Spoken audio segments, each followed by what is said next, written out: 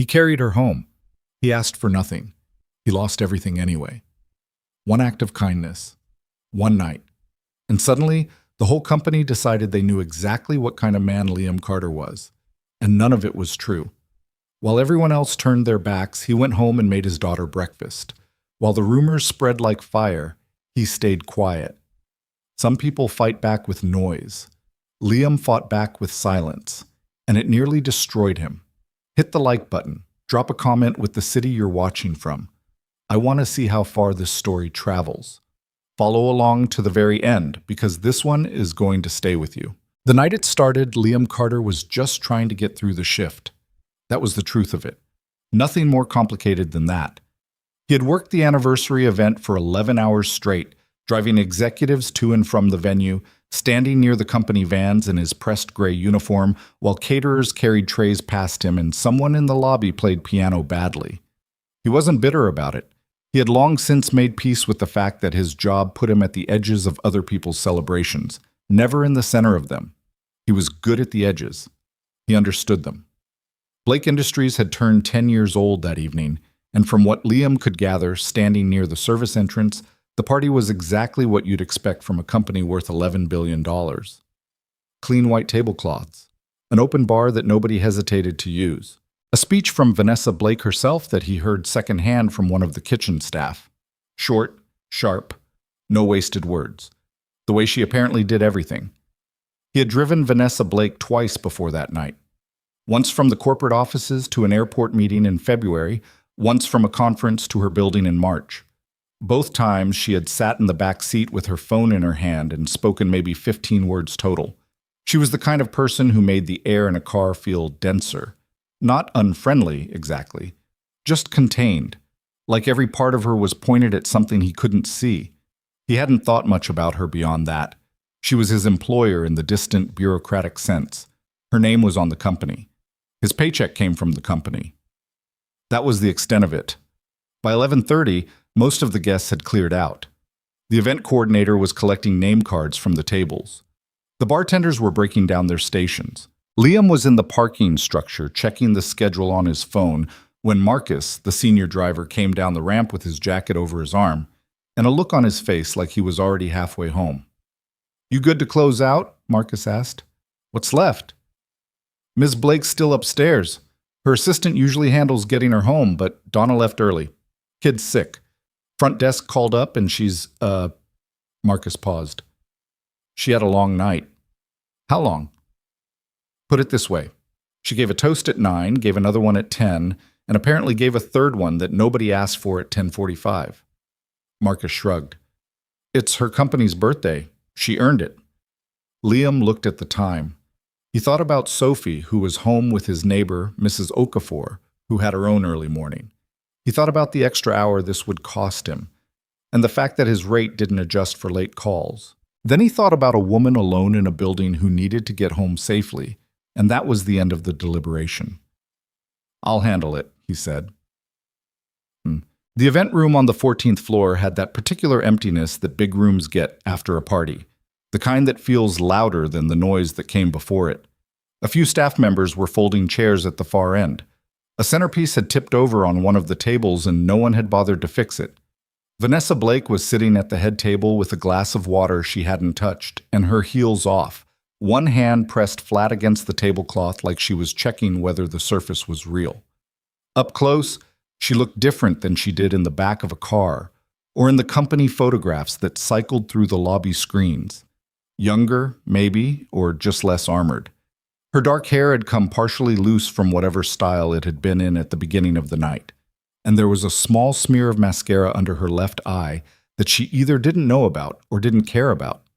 Her dress was the deep navy blue of something expensive. Her posture, even now, was still oddly straight, like her body remembered how to be professional even when the rest of her had checked out. She looked up when he came in, and there was a half-second where her eyes focused and then slightly unfocused again. "The cars are still here," she said. Her voice was careful in that way people get when they're working to sound steady. "Yes, ma'am. I'm Liam. I drive for the company. Marcus asked me to check in." "Marcus?" "Yes, ma'am." She looked at the glass of water. "I don't usually do this." Do what? This. She gestured vaguely at herself, which he took to mean the loosened hair and the bare feet and the general state of having had too much to drink at her own event. It's your company's 10th anniversary, he said. Seems like a reasonable night for it. She looked at him like she was deciding something. That's a diplomatic answer. I'm a driver, he said. Diplomatic's part of the job. Something in her face shifted. Not quite a smile, but the beginning of one that didn't quite finish. She picked up the glass of water and drank half of it. Okay, she said after a moment. Okay. Getting her downstairs took longer than it should have. Not because she was incapacitated, she wasn't, but because she was the kind of person who, even 3 drinks past her limit, insisted on doing things herself and then needed twice as long to do them. She found her heels, put them back on, took them off again and carried them. She stopped at the elevator to look at something on her phone, squinted at it, and put it away. In the elevator, she leaned against the wall and closed her eyes briefly. Liam stood near the panel and said nothing. He had learned early in this job that silence was more useful than conversation most of the time. What time is it? She asked without opening her eyes. Just past midnight. I have a 7 a.m. call. You've got time. I always have a 7 a.m. call. A pause. That's probably a problem. Probably, he agreed. She opened her eyes and looked at him sideways. You're not going to tell me I work too hard? I don't know you well enough to tell you anything. Most people don't let that stop them. The elevator opened. He walked slightly ahead and to the side, not touching her, just present in case she needed to catch herself. She didn't. She made it to the car without incident, and he held the door and she got in, and they drove through the quiet city streets without talking. Her building was on the Upper East Side, the kind of address that had a name and a doorman who knew which residents tipped well and which ones didn't. The doorman on duty was a heavy-set man named Gene, according to the badge, who looked up when Liam pulled to the curb and seemed to assess the situation in about 2 seconds. Miss Blake, Gene said, opening the car door. Evening. Gene. She started to get out and misjudged the curb height slightly. Liam was already around the car by then, and he steadied her arm without thinking about it. She didn't pull away. She didn't say anything. She let him help her to standing, and then she straightened up and took a breath. I can take it from here, Gene said. I'll walk her up, Liam said. She's okay. I just want to make sure she gets in. Gene looked at him for a moment, a long, searching look, and then stepped aside. Elevators on the right. The penthouse was on the 22nd floor. The elevator opened directly into a private entry with pale walls and 2 large abstract paintings and a floor that reflected the overhead lighting. It was the kind of apartment that looked like it had been arranged rather than lived in. Couch, she said, pointing vaguely to the left, and then seemed to reassess. No. Bed. She moved down the hall, still carrying her heels in one hand, and pushed open a door. Liam stayed near the entry. He could hear her moving around. The sound of something set on a table, a tap running briefly, a closet. Then quiet. He stood there for a moment, not sure what the right thing was. He could leave. He should probably leave. The doorman was downstairs and she was home and safe and apparently managing. Then he heard it. A sound from down the hall that wasn't quite a fall but wasn't quite not one either. A thud. Then silence. He walked down the hall quickly and knocked on the half-open door. Ms. Blake? No answer. He pushed the door open. She was sitting on the floor next to the bed, which was not where he'd expected her to be. She'd changed into a t-shirt and pajama pants at some point. Quickly, he guessed. And now she was sitting with her back against the mattress and her eyes closed and her arms crossed loosely over her stomach. I sat down, she said without opening her eyes, and then I just stayed here. Did you hit anything? Just the floor. I'm fine. A pause. The floor is cold. Can you get up? She opened her eyes and considered this. Probably not my best work right now. He crouched down, took her arm carefully, and helped her up onto the edge of the mattress. She sat there for a moment, and then, without any particular drama, she lay back and pulled the blanket over herself. He waited. After a few seconds, her breathing slowed. He pulled the blanket a little further up, turned off the bedside lamp, and left the room. He stood in the living room for a while, looking out at the city through floor-to-ceiling windows. He should call a car. He should go home, get 4 hours of sleep, be there when Sophie woke up. He looked at the front door. He looked at the hallway that led to the bedroom. He was a stranger in this apartment. He had no business being here past the point of necessity. But the city was quiet and strange at this hour, and the couch was right there, and the idea of leaving a person alone who might not be fully okay, it just sat wrong with him. He set an alarm on his phone for 5:30. He took off his jacket, folded it over the arm of the couch. He lay down without taking off his shoes for a long moment, then thought about the upholstery and took them off and set them neatly by the coffee table. He stared at the ceiling, which was high and white, and said nothing useful.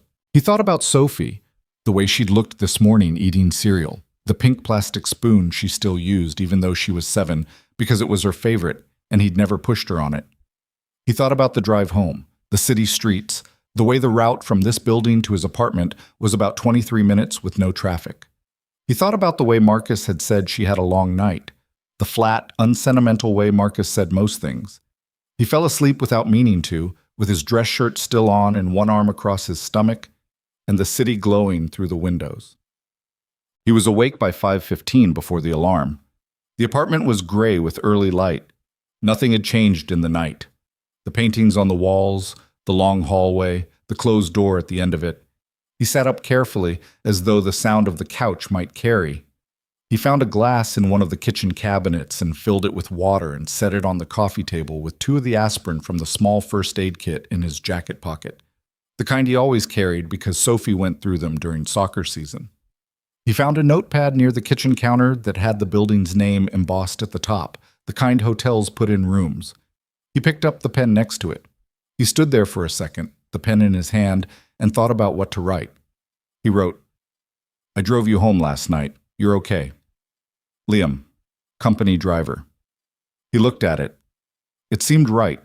Not too much, not nothing. He put on his jacket. He put on his shoes, tying them quietly. He straightened the couch cushion. He let himself out, pulling the door until he heard the soft click of the lock. In the elevator, going down, he looked at his own reflection in the mirrored panel and thought he looked tired in the specific way of a man who hadn't slept enough, but had slept on purpose, for a reason. Jean was still at the door, different shift or a very long one. "Have a good morning," Jean said. "You too," Liam said. He walked to where the car was parked, got in, and drove home through the pale, almost morning streets. He made it back to his apartment with 40 minutes to spare before Sophie's alarm went off. He put on coffee. He stood in the kitchen and listened to the building's particular morning sounds, the pipes, the neighbor's television, a door somewhere above him. When Sophie patted in at 6:20 in her dinosaur socks and her tangled hair, he was sitting at the table with his coffee. "You're already dressed," she said, looking at him with the sharp, practical eyes she had developed for noticing things adults tried to hide. "Long night. Sit down. I'll make eggs." She climbed into her chair and pulled her knees up. "The good eggs or the fast eggs?" "What's the difference?" "The good eggs have cheese." "Then the good eggs," he said. And he got up and opened the refrigerator, and the apartment was warm, and the coffee was strong, and everything was fine. He found out about the photos at work. He had gone in the next afternoon for a scheduled pickup. One of the junior executives had a meeting across town, and he had barely gotten through the lobby before he felt it. The slight shift in the air when people know something about you that you don't know, they know. The way conversations in groups seem to adjust when you come through a door. He had experienced it once before, years ago, in a context he didn't like thinking about. He recognized it immediately. Carter. The dispatch coordinator, a thin man named Phil, who wore the same gray fleece every single day regardless of season, stopped him near the elevators. "You need to see HR before you do anything else." "I have a pickup at 2. Marcus is covering it. You need to see HR." Liam looked at him. Phil had the expression of a man delivering information he had been told to deliver and wanted to be done with. No particular judgment in it, just discomfort. "What happened?" Liam asked. Phil hesitated. "You should talk to HR." The HR office was on the 6th floor, a suite of beige carpeted rooms that smelled like fresh printer paper and old coffee. The woman who met him was named Karen Marsh, and she had the particular composure of someone who had spent 15 years delivering bad news in a measured voice and had learned to separate her face from the content. She gestured to a chair. He sat. She opened a folder, then seemed to decide against it and closed it again. Mr. Carter, are you aware that photographs were shared this morning on the company communication platform and on several public social media accounts? He looked at her. Photographs of what? Of you. A pause. And of Ms. Blake. Last night, at the building. Something settled in his stomach like cold water. I drove her home, he said. She needed help getting upstairs. I understand. That's what you're saying, yes. Careful phrasing. Not that's what happened. The photographs were taken from the building's exterior cameras, and from what appears to be a phone camera. They show you entering the building with Ms. Blake and going up in the elevator together. That's accurate. The issue, Mr. Carter, is how they're being presented. The posts accompanying these images have made certain, she paused, choosing, suggestions about the nature of your interaction. He was quiet for a moment. And Ms. Blake? He asked. Ms. Blake has not yet been briefed, as far as I know. A small pause. She has a board meeting this morning. He nodded once. Pending investigation? Karen Marsh said. And in line with company policy, we're placing you on administrative suspension with pay. This isn't a disciplinary action at this stage. It's a procedural step while we review the matter. Okay, he said. She looked at him slightly differently then, like she'd expected something more from him. Protest, maybe? Anger? Some kind of reaction that her training had prepared her for. You can take questions through your union rep or personal counsel if you'd prefer, she said. I don't have a union rep, and I can't afford a lawyer. He stood up. Is there anything else? No, we'll be in touch. He walked out of the office.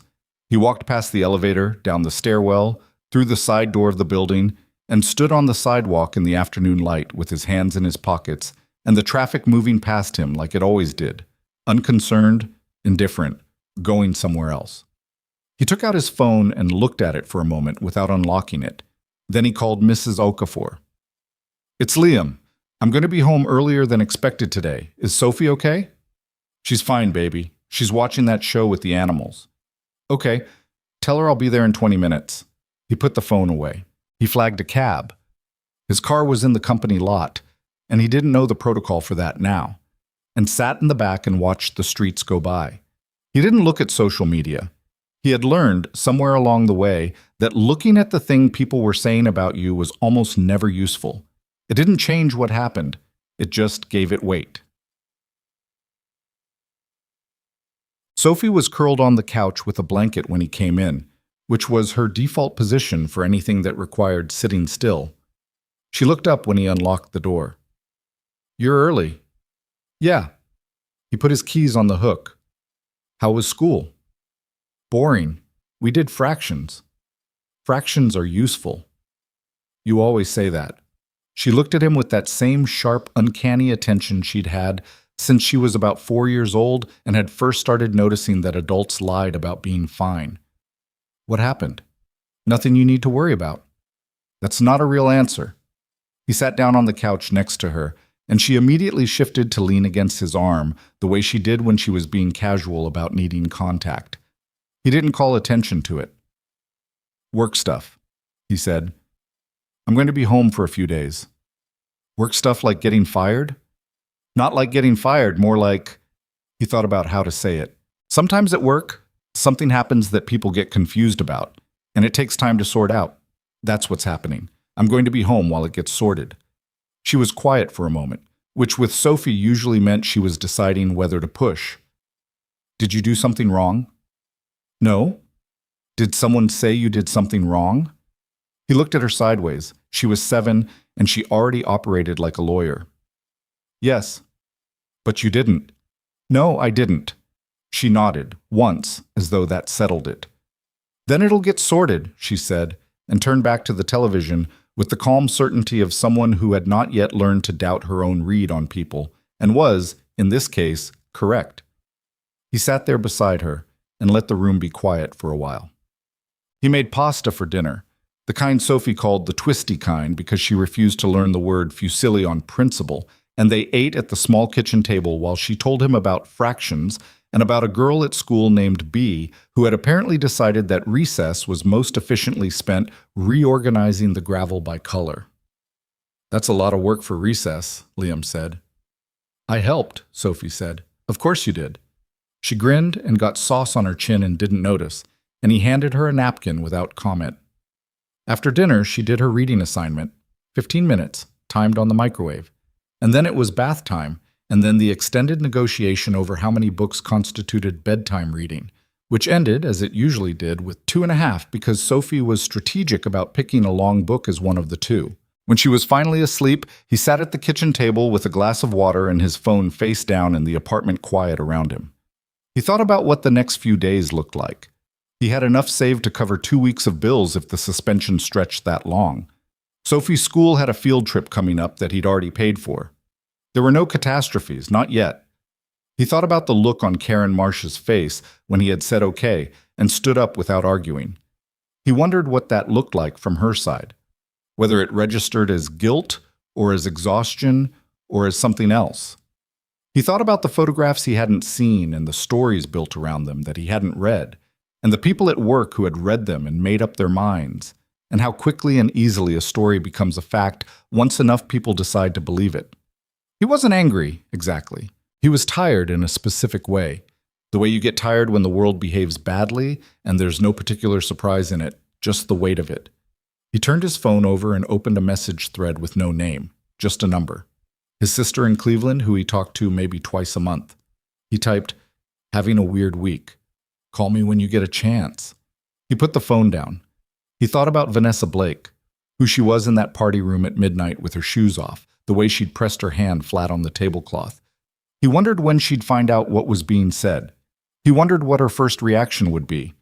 He didn't know her well enough to guess.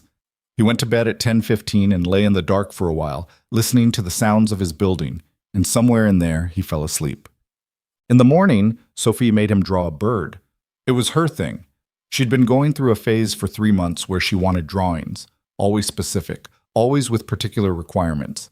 Today's bird was supposed to be blue, with a sad but not too sad face, and holding something she wasn't sure what yet. "Holding a cup of coffee?" he suggested. She looked at him gravely. "Birds don't drink coffee." "Some birds might." "Dad?" "Fine." He drew the bird without the coffee. It was not a good drawing. His art skills peaked somewhere around stick figures. But Sophie examined it with the seriousness of a curator and declared it pretty good for you, which was the highest praise she gave. He put it on the refrigerator with a magnet shaped like a watermelon. They had cereal, the good kind that was mostly sugar, which he allowed on days when he felt like the world owed them something small. Sophie ate and talked about the bird drawing and about Bee's gravel project, and about a TV show she wanted to watch that evening that was, she assured him, totally educational. He listened to her. He laughed where the laughing fit. He refilled her glass of orange juice. And outside, in the city that knew nothing about cereal or bird drawings or 7-year-olds who organized gravel, the story about him spread further and got louder and took on a shape that had nothing to do with what he had actually done. But inside this kitchen, in this particular morning, that was all still elsewhere. Inside this kitchen, the watermelon magnet held the drawing to the refrigerator, and the cereal was too sweet, and his daughter was describing a gravel-based organizational system in more detail than any subject had ever deserved. And it was, despite everything, a fine morning. He drank his coffee. He listened. He was still here. The suspension letter arrived by email on Thursday morning while Sophie was at school. Liam was sitting at the kitchen table with his second coffee of the day and a water bill he'd been meaning to sort through when his phone buzzed. He almost didn't open it. He'd been avoiding his work email the same way he'd been avoiding social media, on the principle that information you can't do anything about is just wait. But he saw the sender's name and opened it. Dear Mr. Carter, this letter serves as formal notice of administrative suspension pending investigation into conduct violations as outlined in Section 4.2 of the Blake Industries Employee Code of Conduct. This suspension is effective immediately and will remain in place until the investigation has been concluded. You're asked to refrain from entering company premises and from contacting clients or colleagues during this period. HR will be in touch within 5 to 10 business days with further information. He read it twice. Then he set the phone face down on the table and finished his coffee. The water bill was $47, which was about right for the month. He paid it online, put the bill in the recycling, and washed his mug. Bois. The thing about rumors is that they don't need to be true to do damage. They just need to be shareable. And in an office of 400 people with company-wide messaging and personal phones and too much downtime between meetings, shareable was never a problem. By Thursday afternoon, the story had a shape. Liam had driven the CEO home. Liam had gone upstairs. Liam had stayed the night. The photographs showed him entering the building with her leaning slightly toward him, his hand near her arm. And the footage was grainy enough and the hour late enough that it looked like whatever you wanted it to look like. And what most people wanted it to look like, it turned out, was a scandal.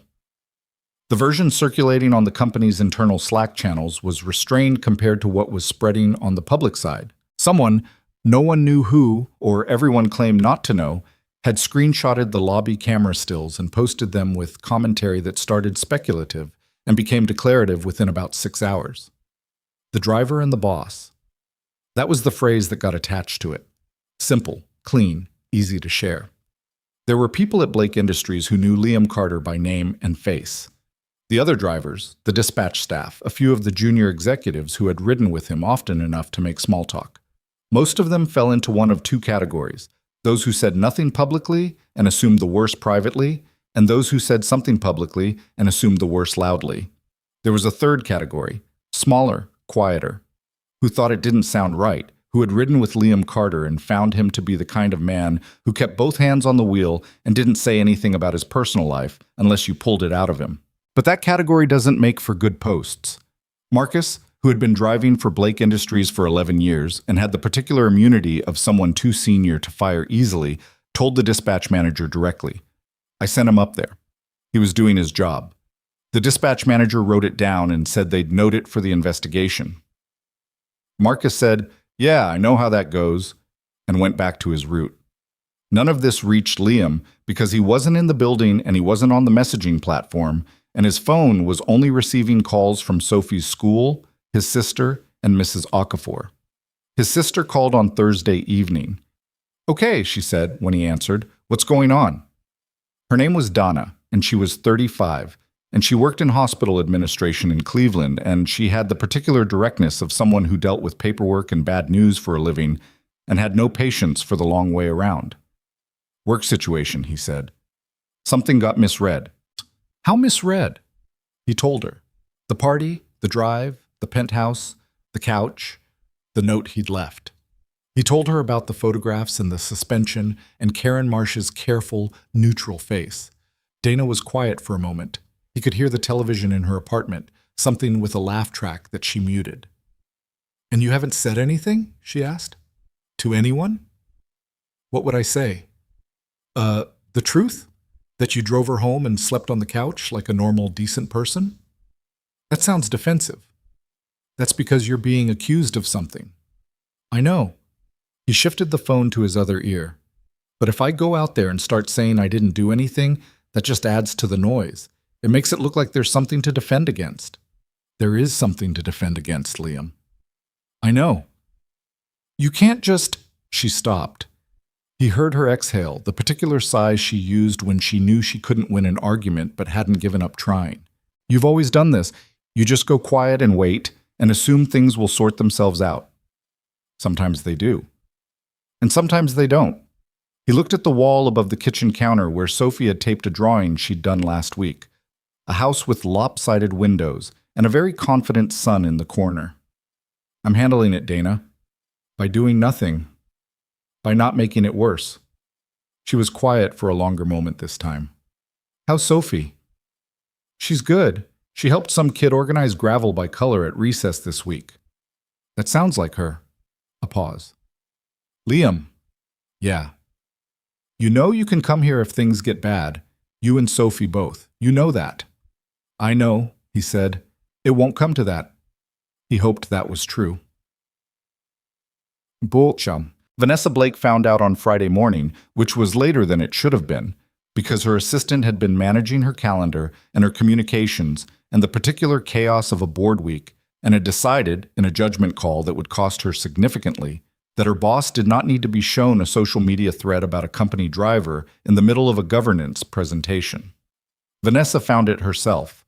She was in the back of a car, a different driver, someone she didn't recognize, heading from the board meeting to her offices when she opened the company app to check whether the quarterly figures had been updated and saw, in the general announcements channel that she almost never looked at, a message from the HR department reminding staff of the confidentiality provisions in their employment contracts in relation to any ongoing personnel investigations.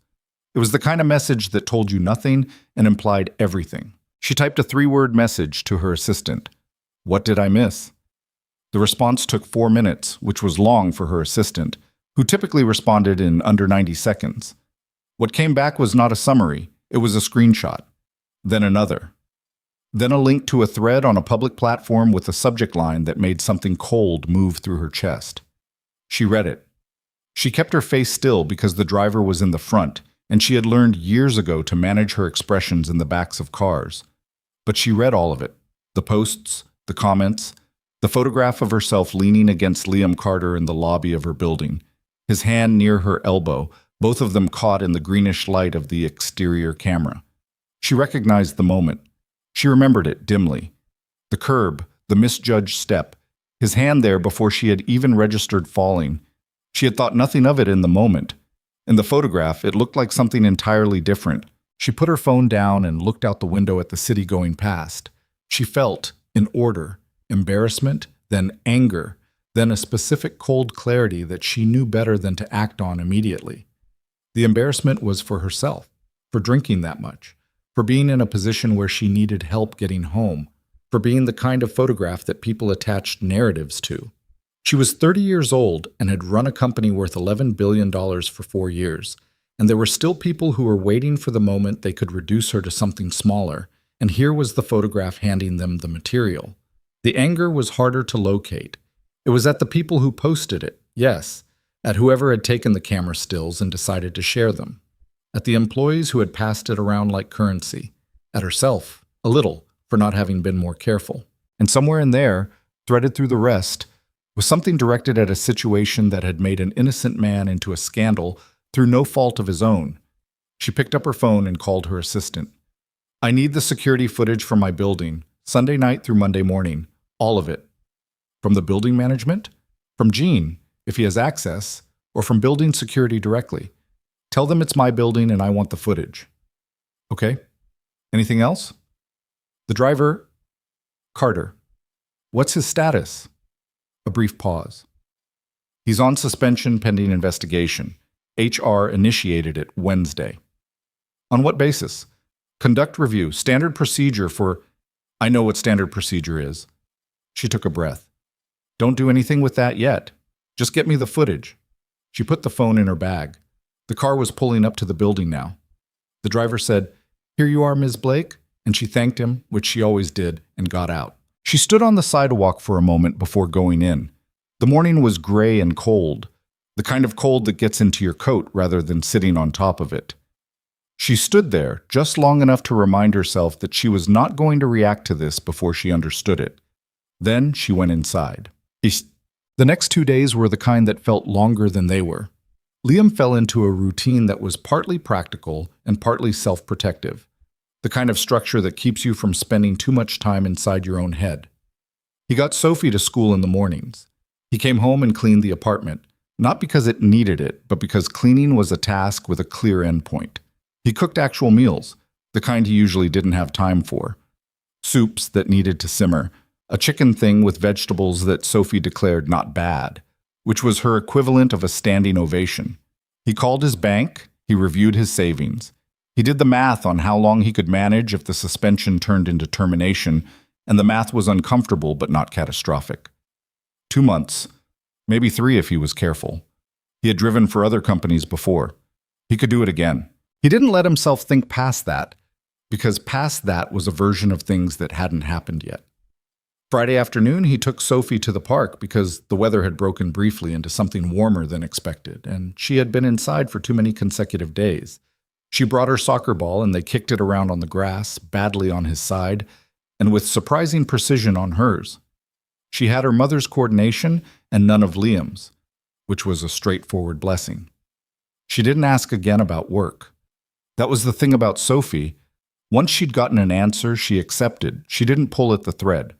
She accepted his explanation with the same trust she applied to most things that came from him, which was the kind of trust that felt, some days, like the most significant responsibility he had. They stayed at the park until the light got thin and the temperature dropped. Walking back, Sophie's ball tucked under her arm. She slipped her hand into his without announcement, the way she did when she wanted contact and had decided the casual approach was more efficient than asking for it. He held her hand the whole way home. That same Friday, in a conference room on the 17th floor of the Blake Industries building, 3 people were having a conversation that Liam knew nothing about. One was Karen Marsh from HR. One was Derek Cole, the senior vice president of operations, who had been at the company for 7 years and had a reputation for solving problems quickly and not always carefully. The third was Vanessa Blake's personal assistant, Priya, who had been asked to sit in and take notes, and was doing so with the focused expression of someone who understood that notes in a room like this were their own kind of power. The position is straightforward, Derek Cole was saying. He had the confidence of a man who is used to rooms following his lead. We have an employee on suspension. We have documented public complaints from 3 senior staff members who feel the situation creates a hostile environment. The cleanest outcome is a severance agreement with a standard NDA and a 2-week pay package. Karen Marsh had her folder open on the table. We don't have completed investigation findings yet. Terminating before that's done creates exposure. The investigation is a formality. The photographs are in the public domain. The reputational damage is already done. Yes, to the company, not just the individual. Every day this stays unresolved is another day it stays in the conversation. We also don't have any evidence of actual misconduct, Karen said. He drove her home. He went upstairs to make sure she got in safely. That's within the scope of his role. The problem isn't what he did, Derek said. The problem is how it looks, and how it looks is a problem for the company. Priya wrote, DC, optics over facts. She underlined it once, lightly, and didn't change her expression. What does Ms. Blake want? Karen asked. Ms. Blake is reviewing the situation, Derek said, which was the kind of answer that meant he hadn't asked her. Given the board week and everything on her plate, it makes sense for operations to handle this at our level. This is a personnel matter related to the CEO's personal circumstances, Karen said carefully. It seems like she should be consulted. She will be. Once we have a recommendation. Karen looked at him for a moment. She looked down at her folder. She was 44 years old and had been in HR for 19 years, and she had been in rooms like this before, and she knew the shape of what was happening here. I want to note for the record, she said, that I don't think we have sufficient grounds for termination at this stage. Derek Cole picked up his pen. Noted, he said, in the tone of someone who had already decided. Saturday morning, Liam got a text from a number he didn't have saved. It took him a moment to work out who it was. The area code was local, but the formality of the language narrowed it down. This is Jean, from the building at 220 Park East. I wanted to let you know that Ms. Blake requested the security footage from Monday morning. I provided it. I thought you should know. He read it twice. He typed back, "Thank you for telling me." Then he sat with it for a while. He didn't know what it meant, whether Vanessa Blake was reviewing the footage to protect herself, to understand what happened, or for some other reason he couldn't anticipate. He didn't know her well enough to guess her motivations. He only knew what he had done and what the footage would show, which were the same thing. What he felt, reading that text, was not quite relief. It was something smaller and more fragile than that. The sense that somewhere, the actual sequence of events was being looked at by someone who had the ability to verify it. Whether that led anywhere was a different question. He put the phone in his pocket and went to make Sophie's breakfast. Vanessa Blake watched the footage 3 times. The first time, she watched it straight through. The exterior cameras, the lobby, the elevator. Liam steadying her at the curb, the walk inside, the elevator where she stood with her eyes closed for 2 floors, and he stood on the other side of the panel and looked at the numbers. Jean opening the lobby door with that assessing look. The timestamp on the elevator showing they reached her floor at 12:41 in the morning. Then the interior footage, which the building system kept for 72 hours. The penthouse hallway, her apartment's front door opening, both of them going in. The timestamp advancing. No other movement in the hallway until 5:48 in the morning, when the door opened again and Liam Carter came out alone. Jacket on, tie loosened. He paused in the hallway for a second, rolled his shoulders once, and walked to the elevator. She watched that part again. The pause, the shoulder roll. The look of a man who had slept in his clothes and was working out the stiffness. She watched it a third time and made herself look at it without the emotion, the way she reviewed quarterly reports, looking for what was actually there rather than what she expected. What was actually there was a man who had done exactly what she had a dim, fragmentary memory of, helped her home, made sure she was okay, stayed because leaving felt wrong, and left in the morning without making it into anything. The note on the coffee table that she'd found when she came out at 7:30, written on the building's embossed notepad. I drove you home last night. You're okay. Liam. She had assumed, in the fog of that morning and the pressure of the board week, that it had been Jean. She hadn't thought about it past that. She closed the laptop and sat in the quiet of her home office for a while. Outside, the city moved and hummed like it always did. She could hear it faintly through the windows, the deep, persistent sound of a place that didn't stop for anything. She had always found it steadying. Tonight it just sounded like noise. She thought about the thread she'd read in the car, the comments, the photograph with the caption someone had written, 5 words that had turned a moment of basic human decency into something prurient and small. She thought about the 400 people in her company who had read it and forwarded it and added their own commentary. She thought about Karen Marsh's email that had arrived Friday evening, flagging that a senior vice president had been moving toward a severance recommendation, and the careful, neutral language Karen used to convey that she had objections but was uncertain how far to push them. She thought about Liam Carter on suspension, sitting somewhere in this city while the story about him spread further. She pulled up his employment file. The photograph was a standard ID-style picture, slightly overexposed, the way they always were. And he was looking at the camera with an expression that wasn't quite a smile but wasn't unfriendly. His record was clean. 3 years with the company, no complaints, no incidents, 2 commendation notes from senior executives, 1 for handling a scheduling emergency during a conference week, and 1 for, she looked at this one twice, returning a passenger's laptop that had been left in the car, driving it back across town to deliver it personally when the passenger had already left for the day. She set the file down. She picked up her phone and sent 3 messages. 1 to Priya. Clear my Monday morning through noon. 1 to Karen Marsh. No severance, no termination, hold everything until I get there. And 1 to Derek Cole, which was shorter than the other 2. Stand down. Then she put the phone on the desk and went to the kitchen and made tea, because she needed something to do with her hands while she thought through what came next.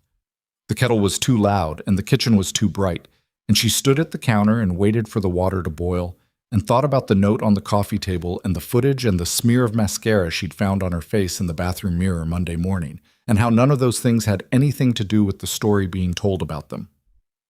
The water boiled. She poured it. She stood there a while longer in the quiet kitchen, 22 floors above a city that was busy making up its mind about a man who had just made sure she got home safe. She drank her tea. She thought. She didn't rush it. Sunday was the last day Liam let himself do nothing. He had always been practical about grief and setbacks. He didn't believe in wallowing, not because he thought it was weak, but because it was unproductive, and he had a daughter who needed him functional. He gave himself the weekend and told himself that on Monday he would start making calls, other driving services, contacts from his previous job, anyone who might have something. He wasn't going to wait on Blake Industries indefinitely. But Sunday he let himself be slow. He and Sophie made pancakes, the kind with too much butter that she insisted were better than the correct amount of butter, and they ate them at the table with the radio on low.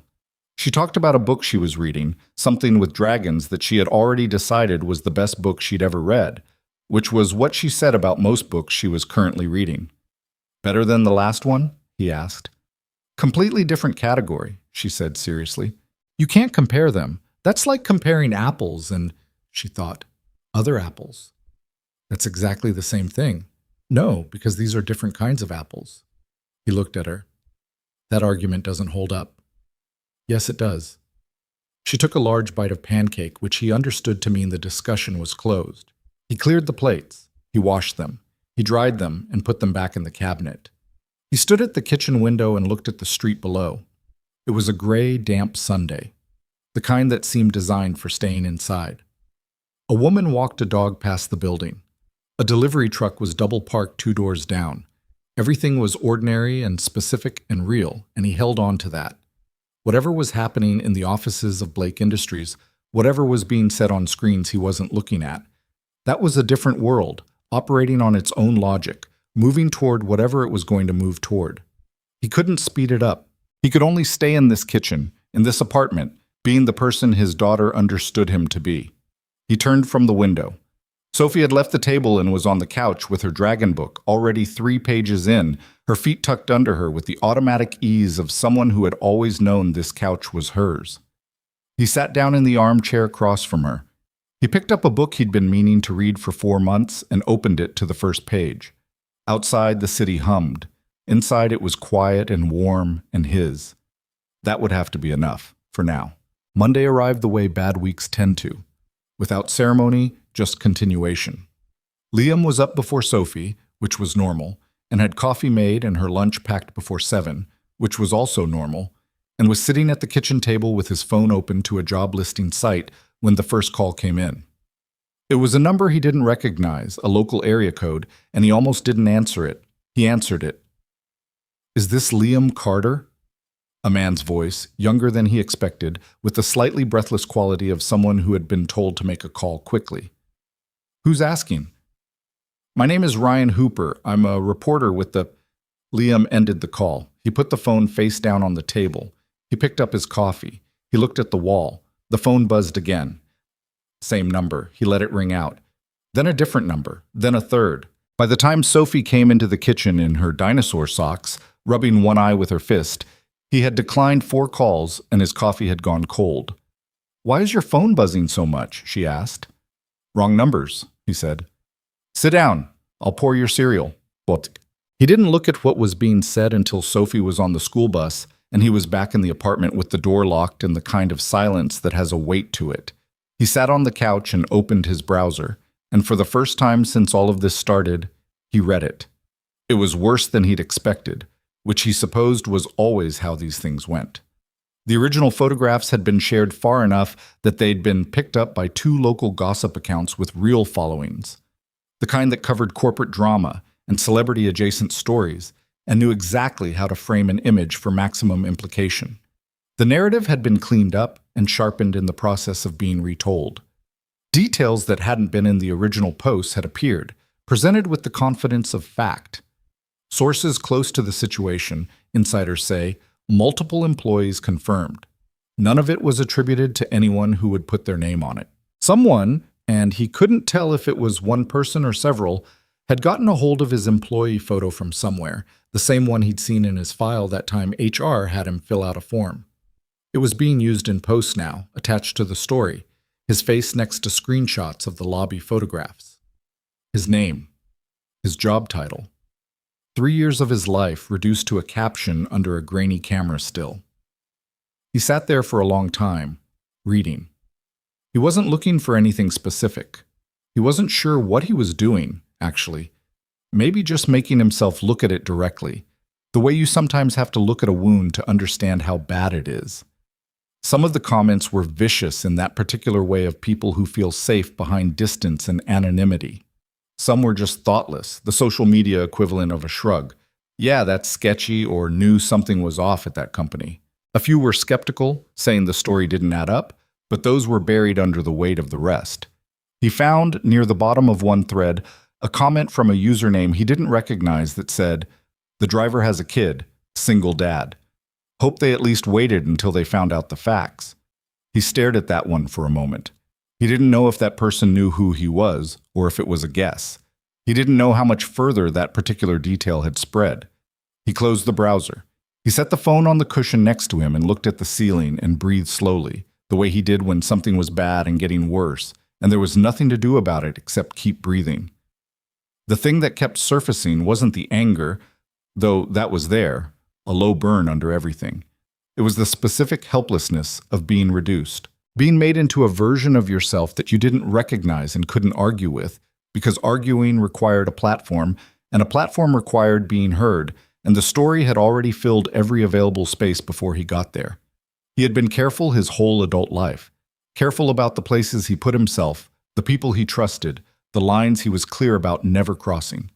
He had been careful the night of the party, careful going up to that penthouse, careful where he stood and what he touched and how he left. He had done everything right. And it had not mattered, not even slightly, because the story wasn't about what he'd done. It was about what a photograph of him could be made to mean. His phone buzzed. He looked at it. A message from Karen Marsh. Mr. Carter, please be advised that the investigation remains ongoing. We will be in contact by end of week with next steps. If you have been contacted by media, please do not make public statements. Our legal team has forwarded guidance to your registered email. He read it. He put the phone down. He thought, end of week could mean Thursday, or it could mean Friday, or it could mean they were buying time they didn't know how to fill. He went to the window and looked out at the street.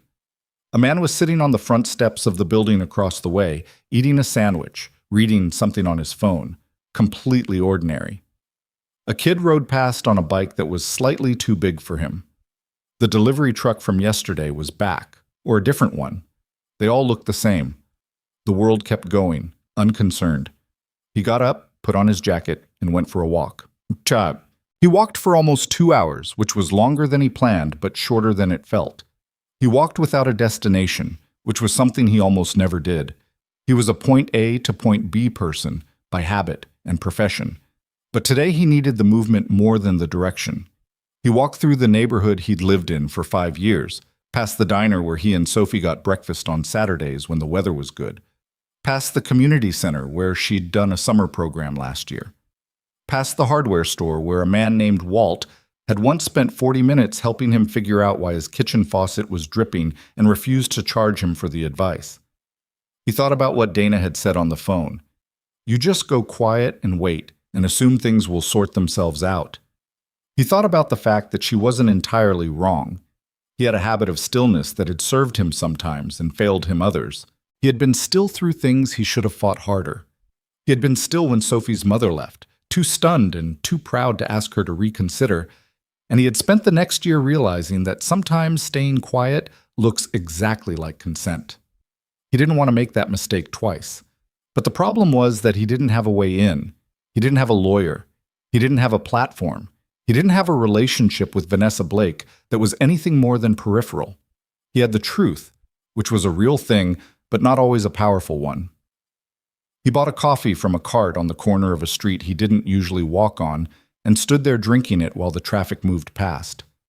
The coffee was bad, too burnt, too much sugar, and he drank it anyway because he was cold and it was hot. His phone buzzed. He took it out. The message was from a number he had stored as building, Jean. Mr. Carter, I thought you should know. A woman from a news website came by this morning asking questions at the front desk. I told her nothing, but she may try other staff. Wanted you to be aware. He typed back, Thank you, Jean. I appreciate it. He stood there for a moment, coffee in hand, and thought about Jean, the doorman who had looked at him in that long, assessing way the night of the party and then stepped aside. The doorman who had texted him about the footage. He didn't know what Jean's read on things was, why he kept passing information along. But he was grateful for it in the way you're grateful for unexpected kindness when you've been running low. He finished the bad coffee and started walking back. Inside the Blake Industries building that same morning, things were moving in ways that Liam had no way of knowing about. Vanessa's Monday had started at 7, which was standard. She was in the office before most of her senior team, which was also standard. She had a habit of arriving early enough to have an hour before the building filled up. An hour she used for the thinking that didn't fit into meetings. She liked the building when it was quiet. She liked her office when it was just her and the city outside the window. This morning she had spent that hour not thinking about quarterly projections. She had spent it thinking about what she was going to do and in what order she was going to do it. By 9, she had asked Priya to pull together the complete record of everything that had been posted and shared internally. The Slack messages, the forwarded screenshots, the comments from named employees who had added their voices to the pile. She had read through it with the same attention she gave to financial filings, looking for what was actually there. What was actually there was a company full of people who had decided collectively, with very little friction, to believe the worst about one of their own employees. There had been no moment of pause. No one in a position of authority had said, "Wait." The story had moved because people let it move, because moving it was easier and more interesting than stopping it. That made her angry in a way that surprised her with its clarity.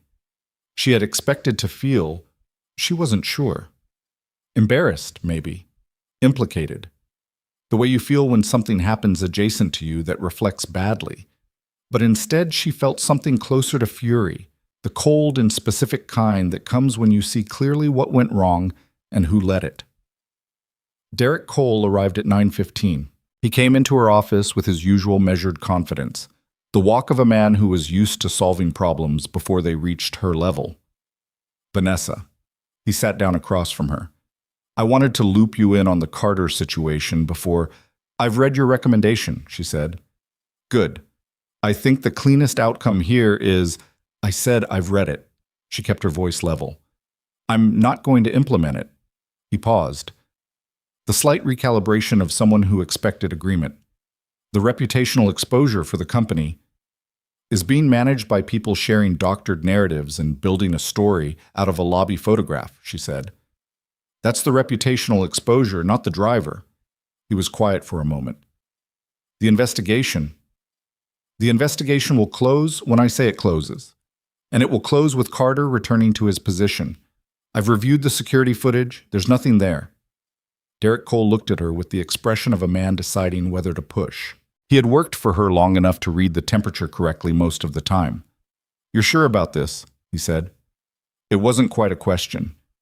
"I'm sure about what the footage shows," she said, "and I'm sure that we suspended an employee based on a rumor and a photograph, without investigation findings. And I'd like to know who greenlit that." A short silence. "That was a judgment call based on— It was a mistake," she said, "and we're going to correct it." She picked up her pen. "I'm scheduling a company-wide meeting for Friday. I want it in the large conference facility, all staff. And I want the full unedited footage prepared for presentation." He looked at her. "Vanessa, showing that footage company-wide is necessary," she said. "It will invite questions about your personal—" "It will answer them," she said. "Which is the point." She looked at him steadily. "We built this company on the idea that people here are treated fairly.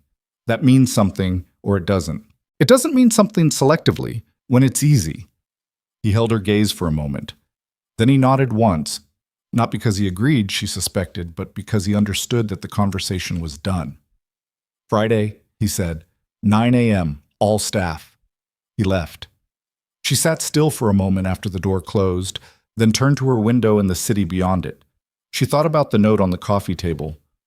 "I drove you home last night. You're okay." She thought about how little that had cost him to write and how much it now seemed to represent the simple, uncomplicated intention of it. Not managing a situation, not calculating the benefit. Just, "You're okay." She pulled up his employee record again. She looked at the commendation for driving the laptop back across town. She looked at the 3 years of clean record.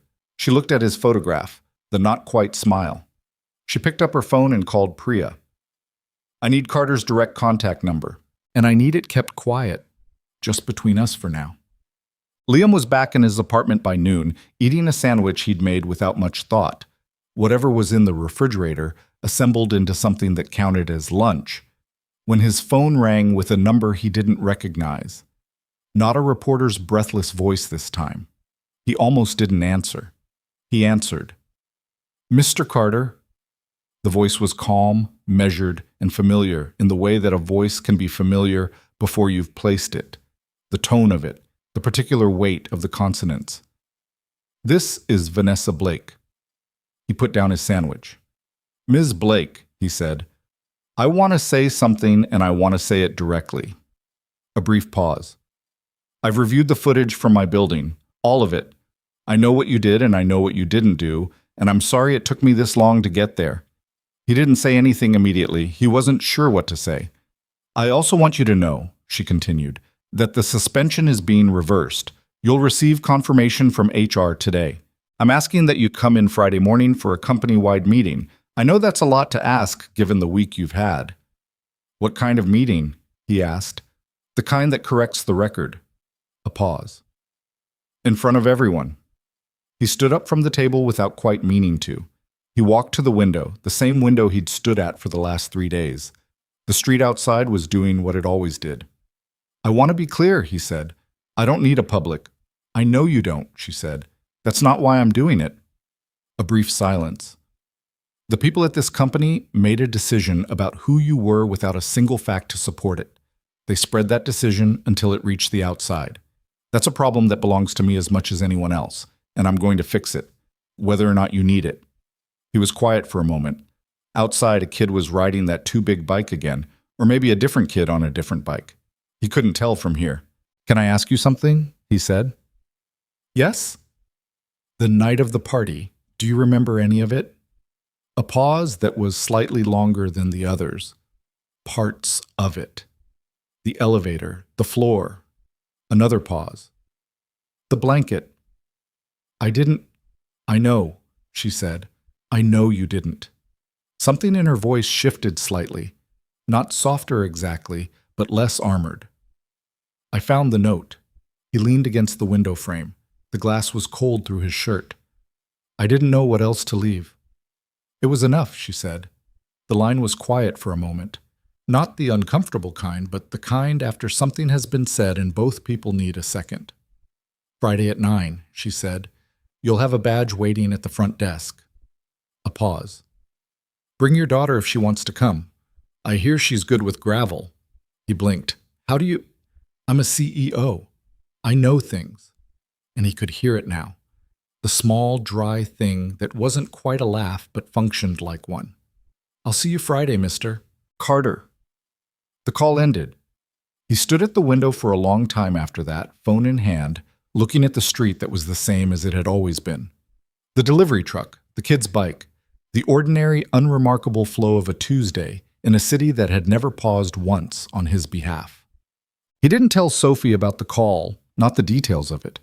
He told her that things were getting sorted, which was what he'd said before, except this time he said it differently, with less maintenance and more actual belief. She looked at him with that uncanny assessment of hers and seemed to register the difference. Sorted like all the way sorted? She asked. Not yet, but moving in the right direction. She accepted this. She went back to her dragon book. Tuesday passed and Wednesday passed in the altered rhythm of a man waiting for something that was no longer a threat but hadn't become good news yet. He started making real plans again, allowed himself to think past the end of the week, to think about the route back to normal. He called Donna and told her the situation had changed. She said, I told you things sort themselves out. And he said, that's not what you said. And she said, I said it eventually. And they talked for 40 minutes about nothing important, which was its own kind of comfort. He cooked. He took Sophie to the park again. He finished the book he'd started on Sunday and started a new one, which felt like a small, specific act of optimism. On Wednesday night, Sophie was in the bath and he was folding laundry on his bed when his phone showed a news alert. He almost skipped past it. He'd been avoiding news the same way he'd been avoiding social media, but the subject line stopped him. Blake Industries CEO expected to address driver controversy at all-staff meeting Friday. He clicked it. The article was short and based on what appeared to be a leak from inside the company. Someone who knew the meeting was scheduled and had told someone who told someone else. The reporting was speculative, but the core of it was right. Vanessa Blake was holding a company-wide meeting. The agenda included the controversy surrounding an unnamed employee, and sources indicated she would present security footage. The comments section had already started. He looked at it for 1 second and then closed the app. He went back to folding laundry. Socks first because Sophie's were easy. She had a collection that ran to bright colors and cartoon animals, patterned in a way that made matching them a very low-stakes puzzle. He folded them into pairs and set them in a stack and moved on to his own shirts. Sophie called from the bathroom. "Dad, the shampoo ran out." "There's a backup under the sink." A pause. "Where under the sink?" "Behind the cleaning stuff." A longer pause. "I see cleaning stuff." "Behind it, Soph." "Oh yeah, got it." He put the last shirt on the pile. He moved to the window and looked out at the city in the dark. The lights, the indifferent movement of traffic, the buildings full of people living their own Tuesdays and Wednesdays and impossible to explain weeks. Thursday. Liam got Sophie to school early, which he never did, and which she found deeply suspicious. "Why are we early?" she demanded on the steps. "I had a good morning." She looked at him. "You're not wearing your good jacket." "My good jacket is at the dry cleaner." "Why?" "Because I have a meeting tomorrow." She seemed to weigh this. "Important meeting?" "Yeah." She looked at him a moment longer in that way she had, like she was reading something written on him that he didn't know was there. Then she nodded once, the way she did when she decided something satisfied her, and turned and ran up the school steps with her backpack bouncing behind her. He stood there until she was inside. He stood there a little longer than necessary, if he was honest, just looking at the door she'd gone through. The ordinary school door with the dented push bar and the sign that said, "Visitors must sign in."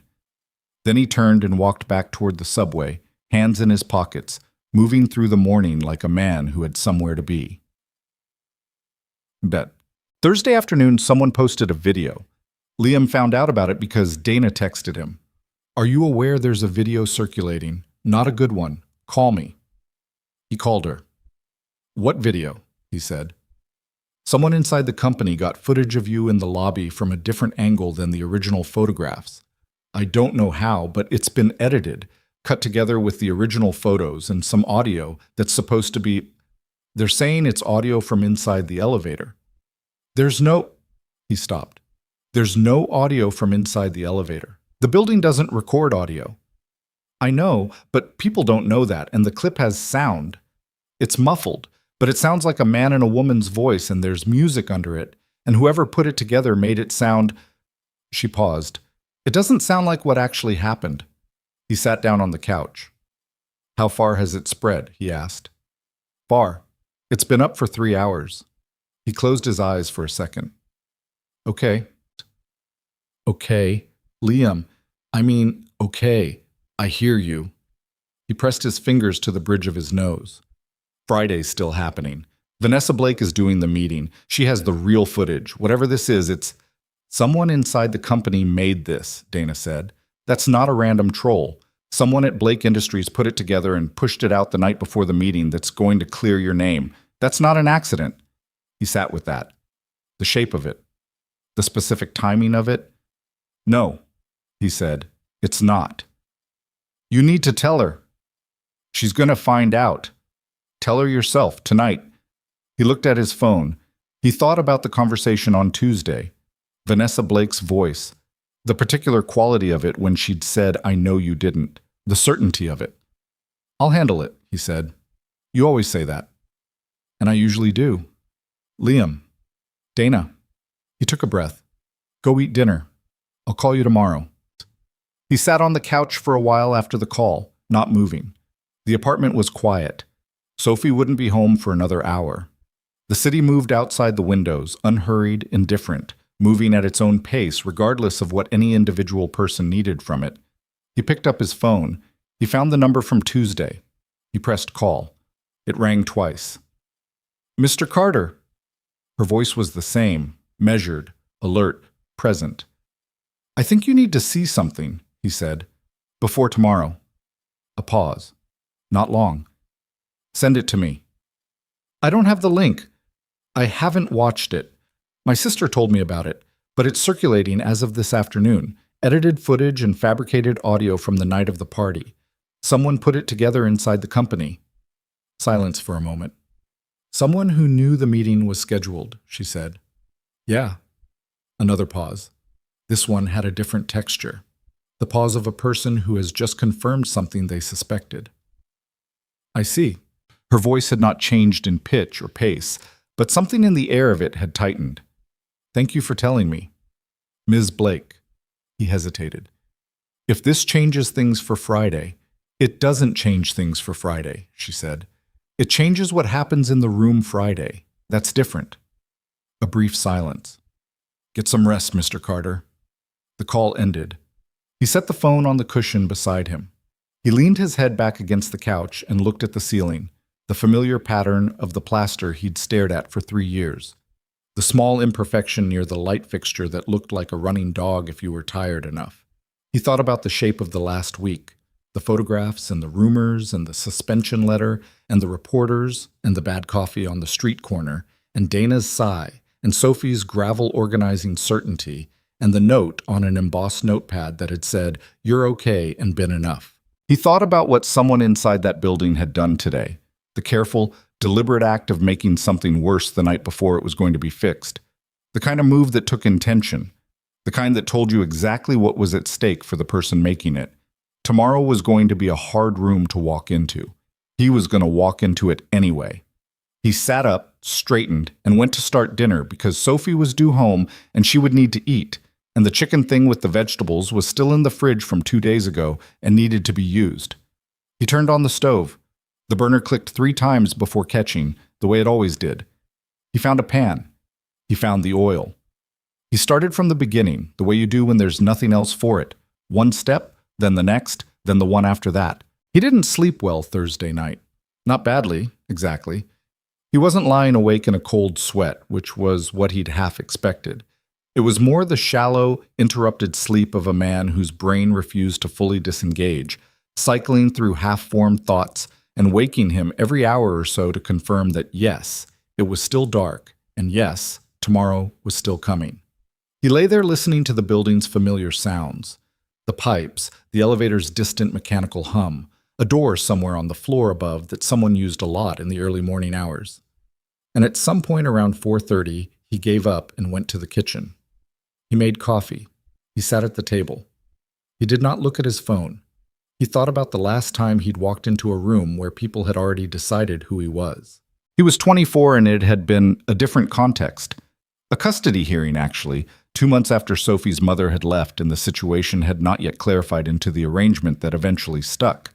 He remembered sitting outside the courtroom on a wooden bench with his hands folded on his knees, wearing a suit that he'd borrowed because his own didn't fit right anymore, and feeling the specific terror of being evaluated, of knowing that what happened in the next 2 hours would shape the next 10 years. He had walked in anyway. He had answered the questions directly and without performance. He had brought documentation because the lawyer he couldn't quite afford had told him to bring documentation. He had gotten Sophie. He thought about that now. Not as reassurance, exactly, but as a kind of evidence. He had been in rooms that mattered before. He had come out the other side. The coffee was strong and too hot, and he drank it carefully. By 5:30 he had showered and was standing in front of his closet, which was where the practical reality of the morning arrived. His good jacket was at the dry cleaner, as he'd told Sophie. He had a dark gray suit he wore for occasions that required actual presentation, Sophie's school events, the one time he'd been asked to cover a corporate function where they'd specified dress code. He took it out and looked at it. It was fine. It was not remarkable. It was clean and it fit and it was the best thing he had, and that was going to have to be enough. He ironed the shirt by memory. He had owned this iron for 4 years and understood its particular hot spot near the collar, and he dressed in the quiet of the bedroom while Sophie was still asleep. When he looked in the bathroom mirror, he looked like himself, which was the honest assessment. Tired around the eyes, dressed for something serious, not quite sure what face to put on for it. He went with his regular face. It was the only one he had practiced. Sophie was up by 7, and she noticed the suit immediately. "You're really going to the meeting," she said from her bedroom doorway, still holding her blanket around her shoulders. "I told you I was." She looked at him with the gravity of someone assessing a situation. "Are you nervous?" "A little." She seemed to appreciate the honesty. She came to the kitchen and sat down and watched him pour her cereal with the same attention she usually gave to important things. Then she said, "You know how sometimes in my class someone says something mean about someone and it turns out to be not true?" "Yeah." "And then the teacher makes them say so in front of everyone?" "Yeah." "That's what's happening today," she said. It was not a question. He looked at her. Something like that. She nodded, satisfied, and started eating her cereal. Then, after a moment with the spoon raised halfway, "The person who said it feels bad after, when the teacher makes them say so." "Usually," he agreed. "Good," she said, and went back to her cereal with a finality that made it clear she considered the matter settled.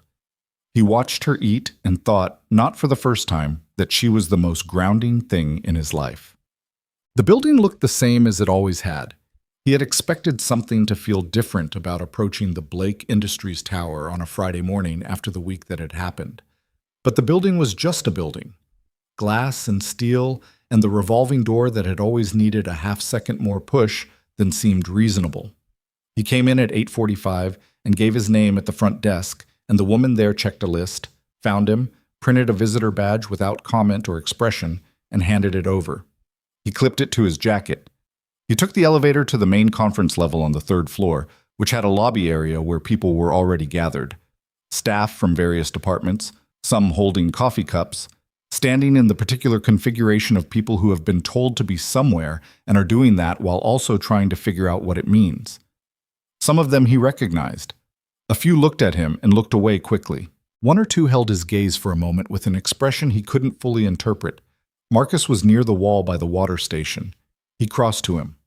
"Carter." Marcus's face was unreadable in the way it usually was, but he extended his hand and they shook, and that meant something. "How's the week been?" Liam asked. "Weird," Marcus said. "People have been real chatty." "Good chatty or bad chatty?" "The kind where you can tell they're trying to figure out if they're in trouble." Marcus looked around the room briefly. "Which they might be. Word got around yesterday that there was going to be some kind of reckoning. Nobody's sure what that looks like." "Did you see the video? The one from Thursday?" Marcus's jaw tightened slightly. "I saw it." "Any idea?" "Nobody's saying anything definitive," Marcus said. "But it didn't come from the drivers. We don't have access to the lobby footage." He paused. "There's a short list of people who do." Liam didn't push it. He filed it. The lobby was filling up. Staff were filtering in from the elevators, finding seats or standing near the walls. There were rows of chairs arranged for the purpose, but the room was large enough that a lot of people were going to be standing. He could feel the particular energy of a crowd that didn't know exactly what was coming, but had been told to pay attention. He found a place near the side wall, not far from the front, where he had a clear line of sight to the presentation screen but wasn't in the center of anything. He stood there with his hands in his pockets and watched the room fill. A woman he didn't recognize came and stood nearby, holding a tablet. She glanced at his visitor badge, then at his face, and then nodded once in a way that suggested she knew who he was and had been expecting him. At 9:02, the room went quiet before it was told to. Vanessa Blake came in from a side door, not the main entrance, which Liam realized had been strategic. She was already at the front of the room before most people had registered her arrival. She was dressed the way he'd seen her in corporate photos, dark jacket, composed, the kind of put together that looks like it required no effort and actually requires enormous effort. Her hair was back. Her expression was settled in the way of someone who had been awake before 4 and had used the time. She stood at the front without a podium. Someone had set up a microphone on a small stand, but she didn't touch it immediately. She just stood there and let the room finish going quiet, and the last few conversations dropped off one by one until there was nothing. Then she said, without preamble, "I'm going to keep this direct." Her voice carried without the microphone. She had the particular projection of someone who had been speaking in rooms since she was young and understood that clarity was more powerful than volume. Last weekend, a photograph was shared on company platforms and publicly. It showed one of our drivers, Liam Carter, helping me out of a car and into my building after the anniversary celebration. By the following morning, that photograph had become the basis for a story, shared by people in this company and outside it, that accused Mr. Carter of misconduct. The room was still. Mr. Carter was subsequently suspended pending investigation. That suspension should not have been initiated on the basis of a photograph and rumors. It was a procedural failure, and the responsibility for that rests with leadership. Which means it rests with me. She paused. Not for effect, he thought, just to let it land accurately. On Thursday afternoon, an edited video was posted that combined existing footage with fabricated audio from the night of the party. That video was designed to look like evidence. It was not. It was created to preempt this meeting. The person responsible for creating and distributing it is a member of this company, and that is being investigated now with the full cooperation of building security and our legal team. Liam watched the room. The stillness had changed quality. It had become the particular stillness of people recalibrating, people who had shared the video, or who had shared the photographs before it, or who had added their commentary to the thread. He watched the expressions, and he saw what Dana had said on the phone, people trying to figure out if they were in trouble. Before I show you what the actual security footage contains, Vanessa continued, I want to say something about the week we've just had, because the footage only addresses part of the problem. She looked out in the room, not scanning it, he noticed, but actually looking at sections of it, actually making contact. The problem is that hundreds of people in this building saw a photograph and immediately built a narrative around it, not cautiously, not with skepticism, immediately and with confidence, and then shared it, and then added to it, and then made sure it spread as far as possible. She stopped again. Let it sit. That's not about one driver and one photograph. That's about what kind of company we are, what we think is acceptable behavior toward our colleagues, what we do when something looks a certain way and we have no actual information. I've been asking myself this week what we've built here and whether it matches what I intended, and the honest answer is not entirely, not in this. Liam stood against the wall and felt the weight of the room around him. He had imagined this moment, or something like it, during the long evenings of the last week, but he had imagined it as vindication, which was something sharp and immediate. What it actually felt like was different, heavier, more complicated, the way things usually are when you're inside them instead of imagining them from a distance. I'm going to show you the footage now, she said, not because you require convincing at this point. I think most of you have already understood what happened, but because Mr. Carter's reputation was damaged publicly, and repairing it requires the same visibility. She nodded to someone at the back of the room. The lights dimmed slightly. The screen behind her illuminated. Chart. The footage was 6 minutes and 40 seconds. Liam knew the footage, obviously. He had lived it. But watching it in this room, with 300 and some people standing in silence around him, was strange in a way he hadn't anticipated. It was like watching a memory play out with an audience who hadn't been there. The lobby camera, the elevator, the timestamp, the hallway footage, the front door opening, both of them going in, and then the long static hours of an empty hallway until 5:48 when the door opened again and he came out alone. The shoulder roll. He had forgotten about the shoulder roll. He watched himself pause in the hallway and work out the stiffness in his back from the couch, and then walk to the elevator with the unhurried movement of a man who had done what he came to do and was now going home. Nobody in the room said anything. The screen went dark. The lights came back up. Vanessa turned back to the room. That's what happened, she said. Mister, Carter drove me home. He helped me to my door. He stayed on my couch because he didn't feel right leaving a person alone who wasn't fully well. He left at 5:48 in the morning, made his own way home, and went to work the same day. He never said anything publicly. He never defended himself. He went home and made his daughter breakfast. She paused. And then this company destroyed his reputation for a week. The room absorbed that. His suspension is lifted, effective today. He is fully reinstated with back pay for the suspension period. A formal apology from the company will be on record. Then she said, Liam, would you come up here? He had not expected that. He stood still for a second, just a second, and then he moved from the wall toward the front. He was aware of the room turning toward him. He kept his eyes on the front and kept his face as neutral as he could manage, which was not entirely neutral because he was a person and not a photograph, and this was not a small moment. He stopped beside her. She turned to face him directly. Up close, he could see the tiredness under her composure, the signs of the same kind of week he'd had, wearing itself differently on a different person. I'm sorry, she said, directly, without ornament. This company failed you. He looked at her. He thought about what to say and he landed on the thing that was true and not complicated. Thank you for fixing it. She nodded once, and then quietly enough that it was just between them. I should have moved faster. You moved when you knew, he said. She looked at him a moment. Something in her expression adjusted slightly. Not relief, but something adjacent to it. She turned back to the room. We're going to spend the next several weeks reviewing how this happened, she said, addressing the full room again. That means looking at our internal communication protocols, how personnel matters are handled, and what systems we put in place to prevent a rumor from being treated as fact. I'm creating a new team to oversee that process.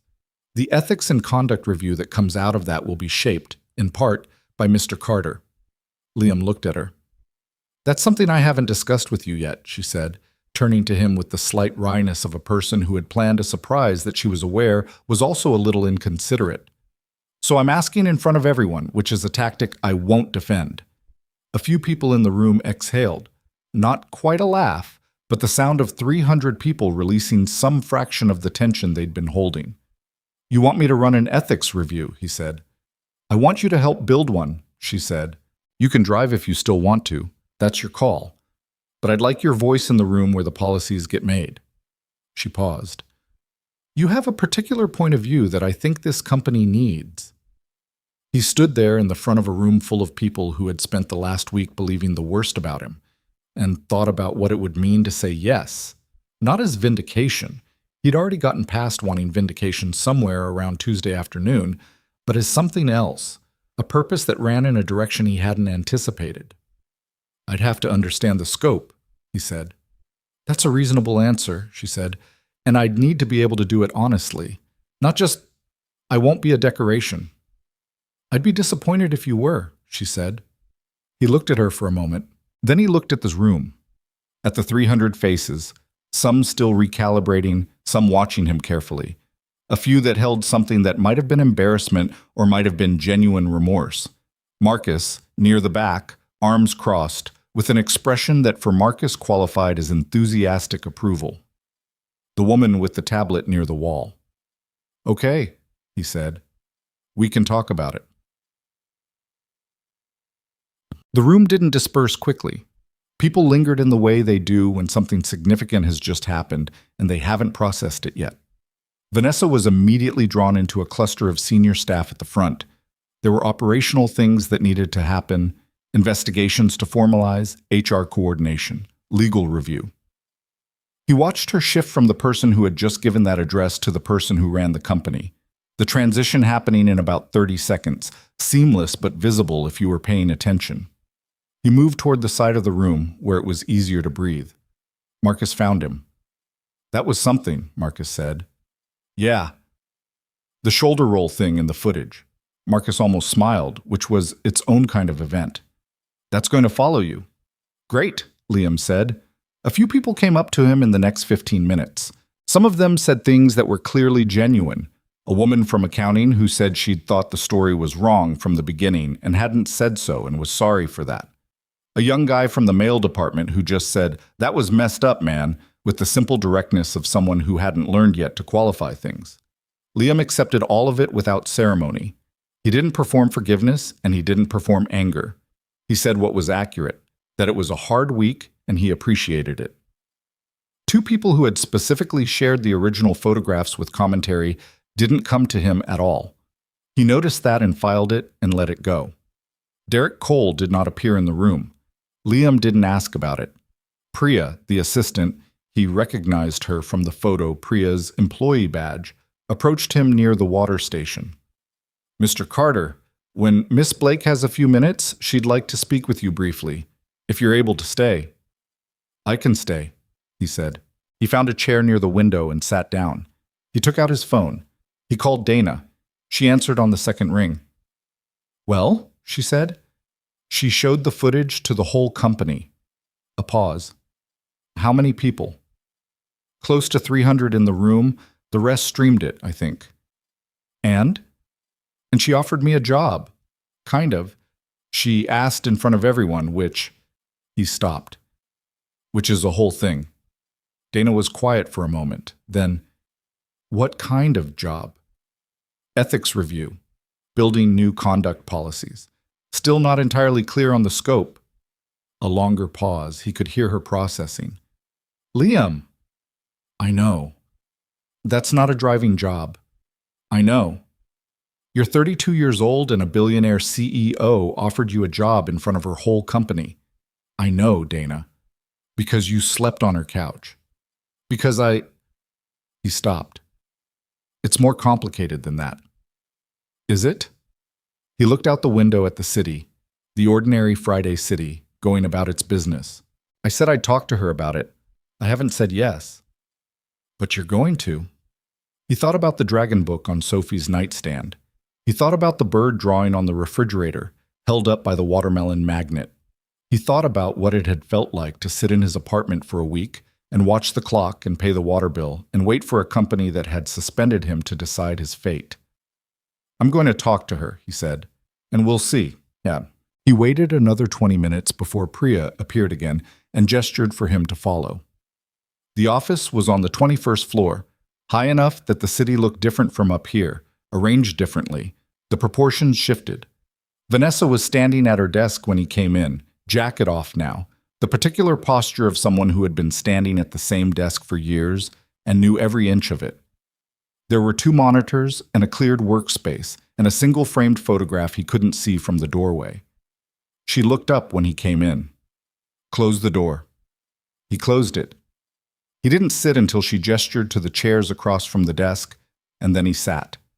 She remained standing, which he recognized as a habit of thought rather than a power move. Derek Cole resigned this morning, she said. He looked at her. Before the meeting? About an hour before. He submitted his resignation by email, which I found, she chose the word carefully, convenient. The video, Liam said. We believe so. We don't have confirmation yet. Legal is pulling the access logs for the building's camera system. She picked up a pen, turned it once in her hand, put it down.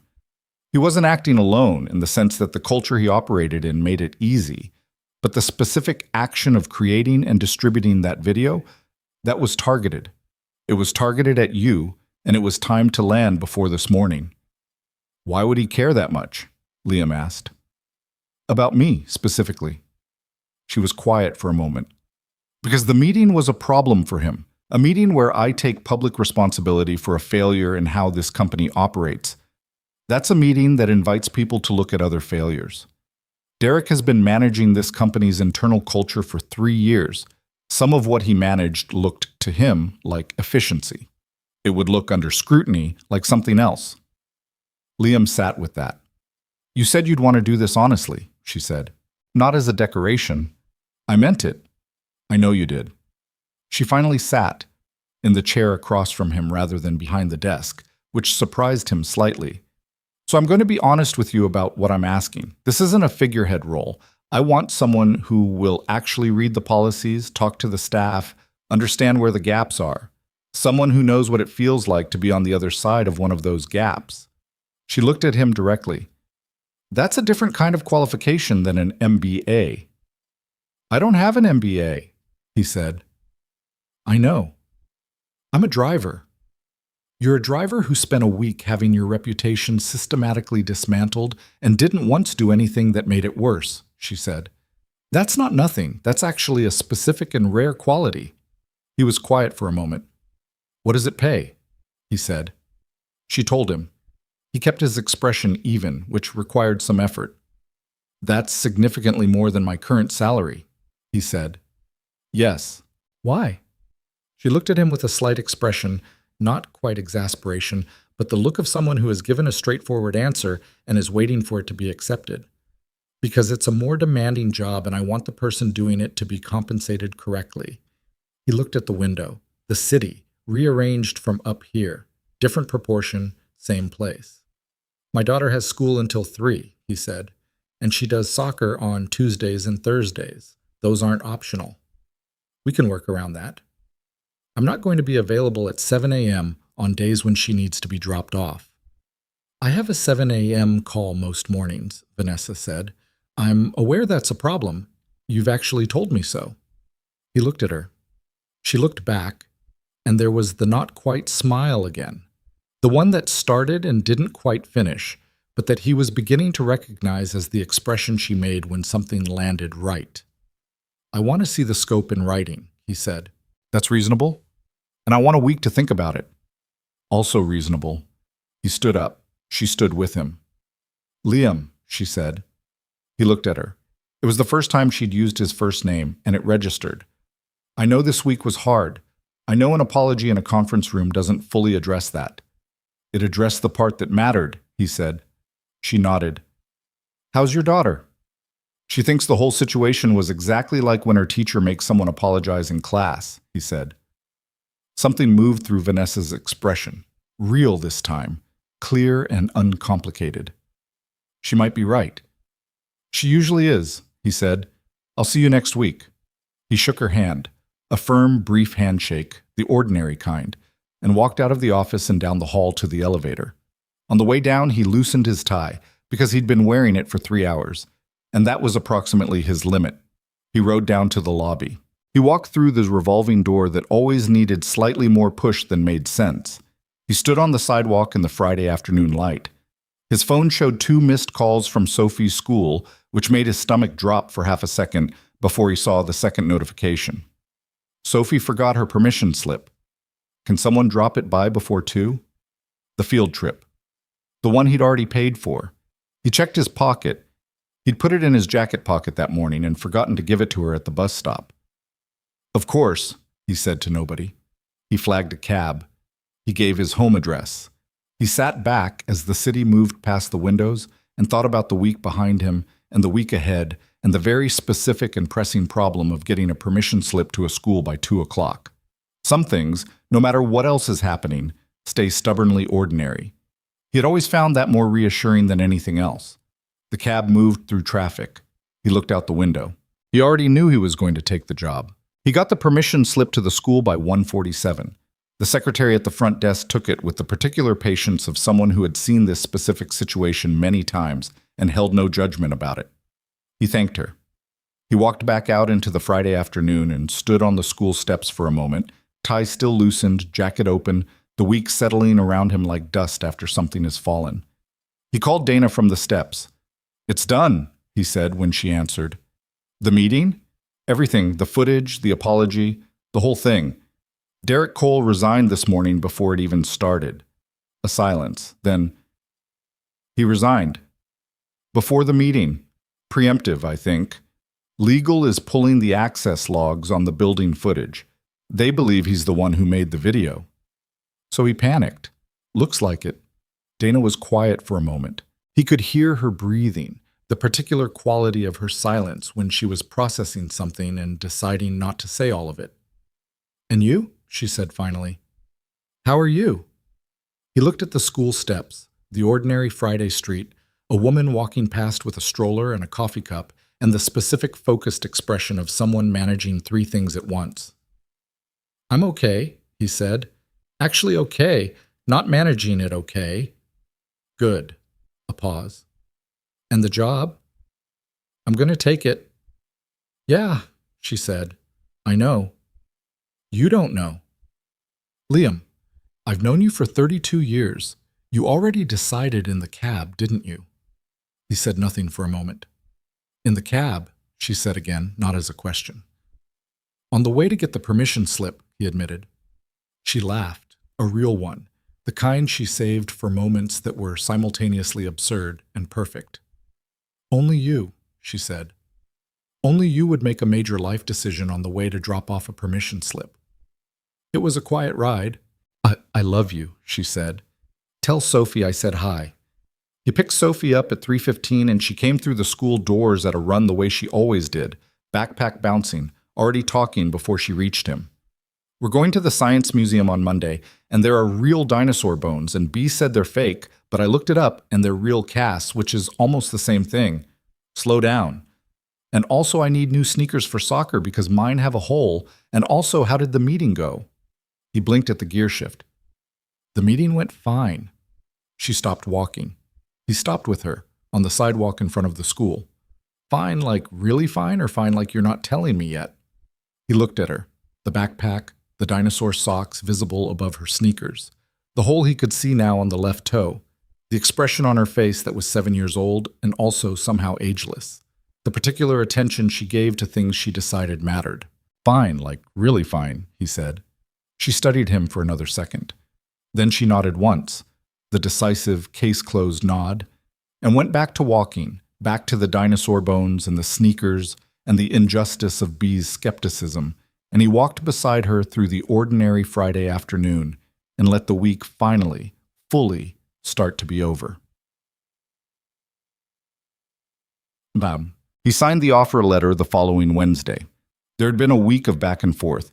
He'd read the scope document twice, asked 4 questions that Priya relayed and Vanessa answered in writing, and pushed back on one element of the reporting structure that he thought was too indirect. She had agreed with the pushback, which surprised him slightly and probably shouldn't have. The role was formally titled Director of Ethics and Professional Conduct, which was a title that felt too large every time he read it, and which he suspected he would simply not look at as often as possible. The practical reality of it was more manageable. He would spend the first 3 months reviewing existing policies, interviewing staff at every level. Not executives, staff, the people whose names weren't on the building, and building a report on where the company's stated values and its actual daily culture had separated from each other, which, he already understood, was in more places than one.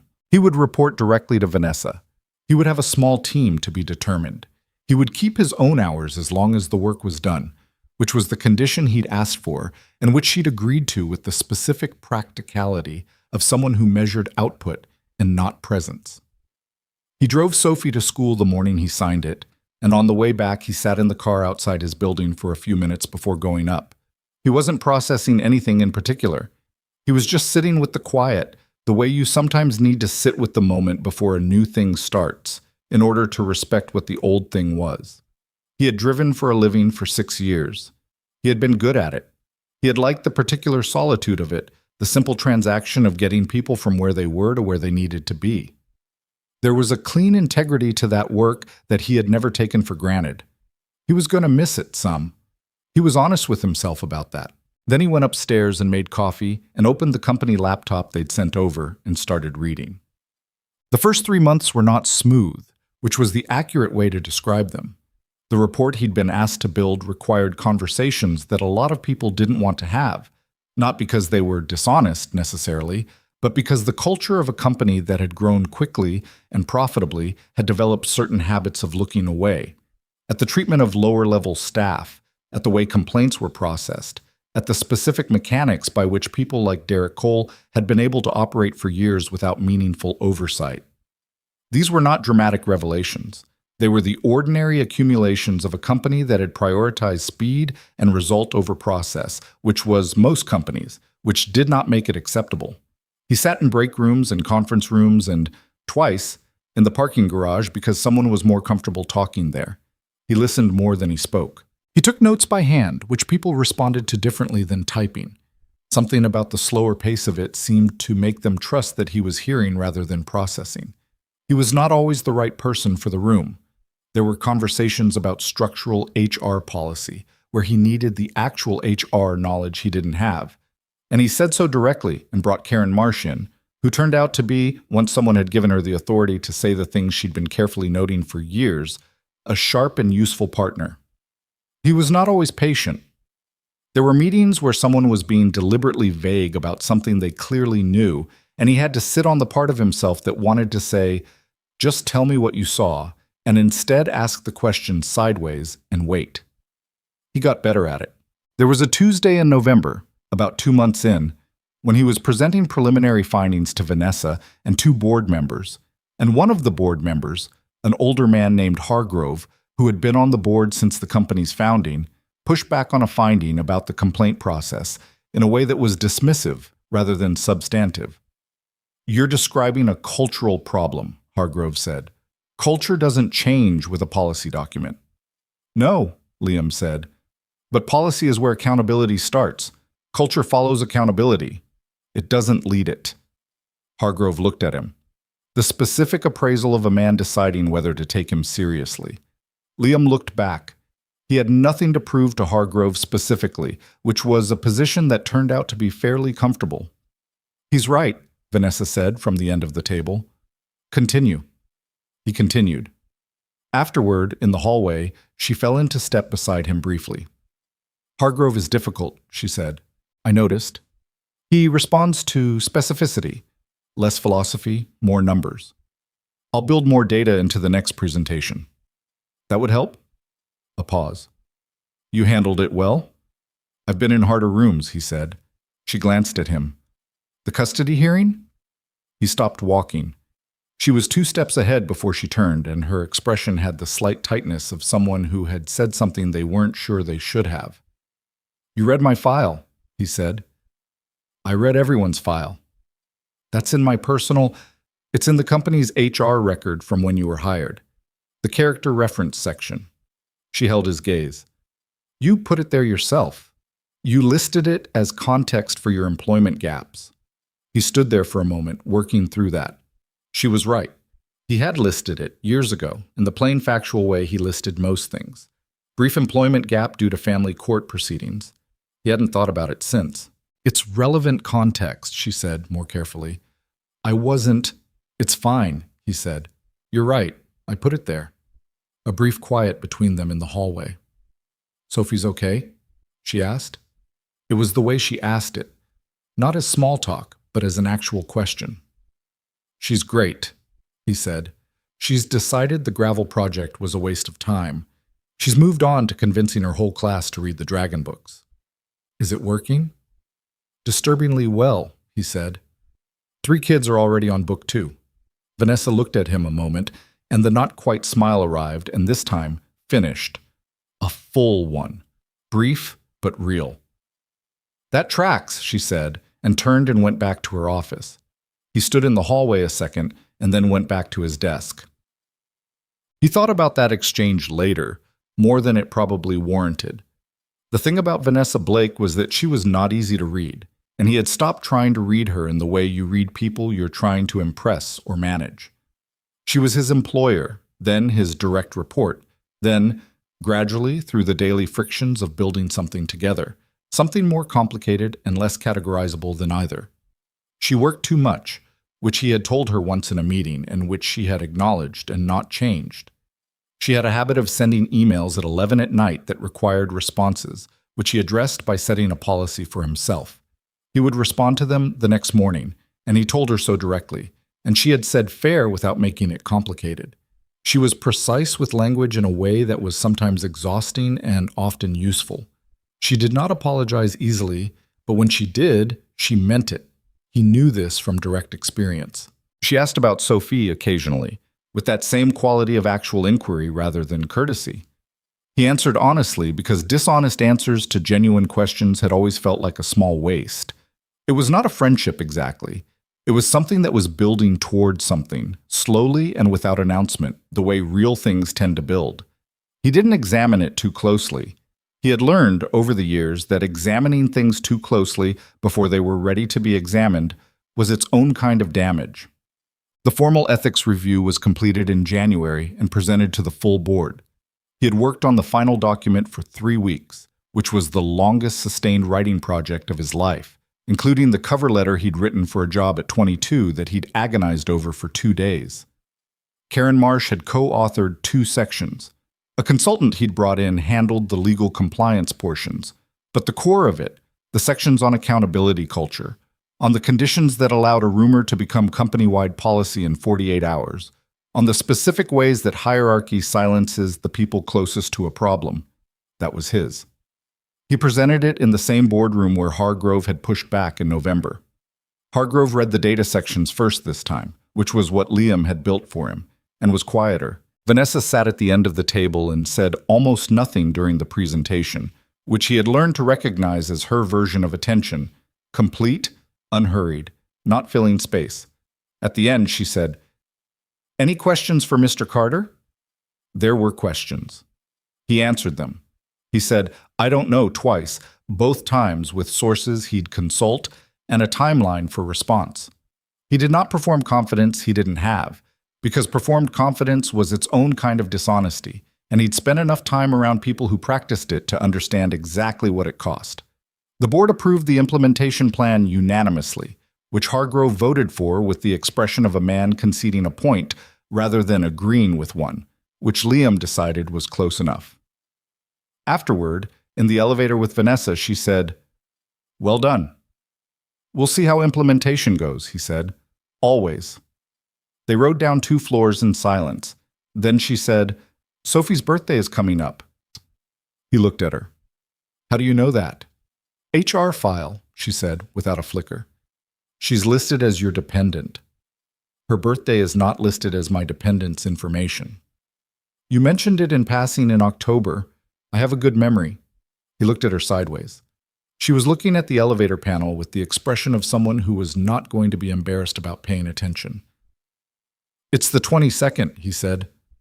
"I know." A pause. "If you were having any kind of gathering—" He looked at her. She looked at the elevator doors. The doors opened. "It's a 7-year-old's birthday," he said.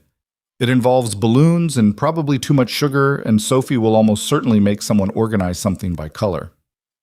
"I know what children's birthday parties involve," she said somewhat stiffly. "Do you?" A pause. "No, not really." He laughed, a real one, involuntary, the kind that comes when something is honest and also funny. She looked at him with the not quite expression, and it broke into the actual smile again. "Come," he said, "if you want. 2 o'clock. I'll send you the address." She looked at him for a moment, the specific look of a person deciding whether to accept something at face value or search it for complications. Then she said, "Okay." They walked out of the building in separate directions, and he went to pick up Sophie from school. The party was on a Saturday, at the apartment and the small courtyard behind the building that the tenants shared but almost nobody used.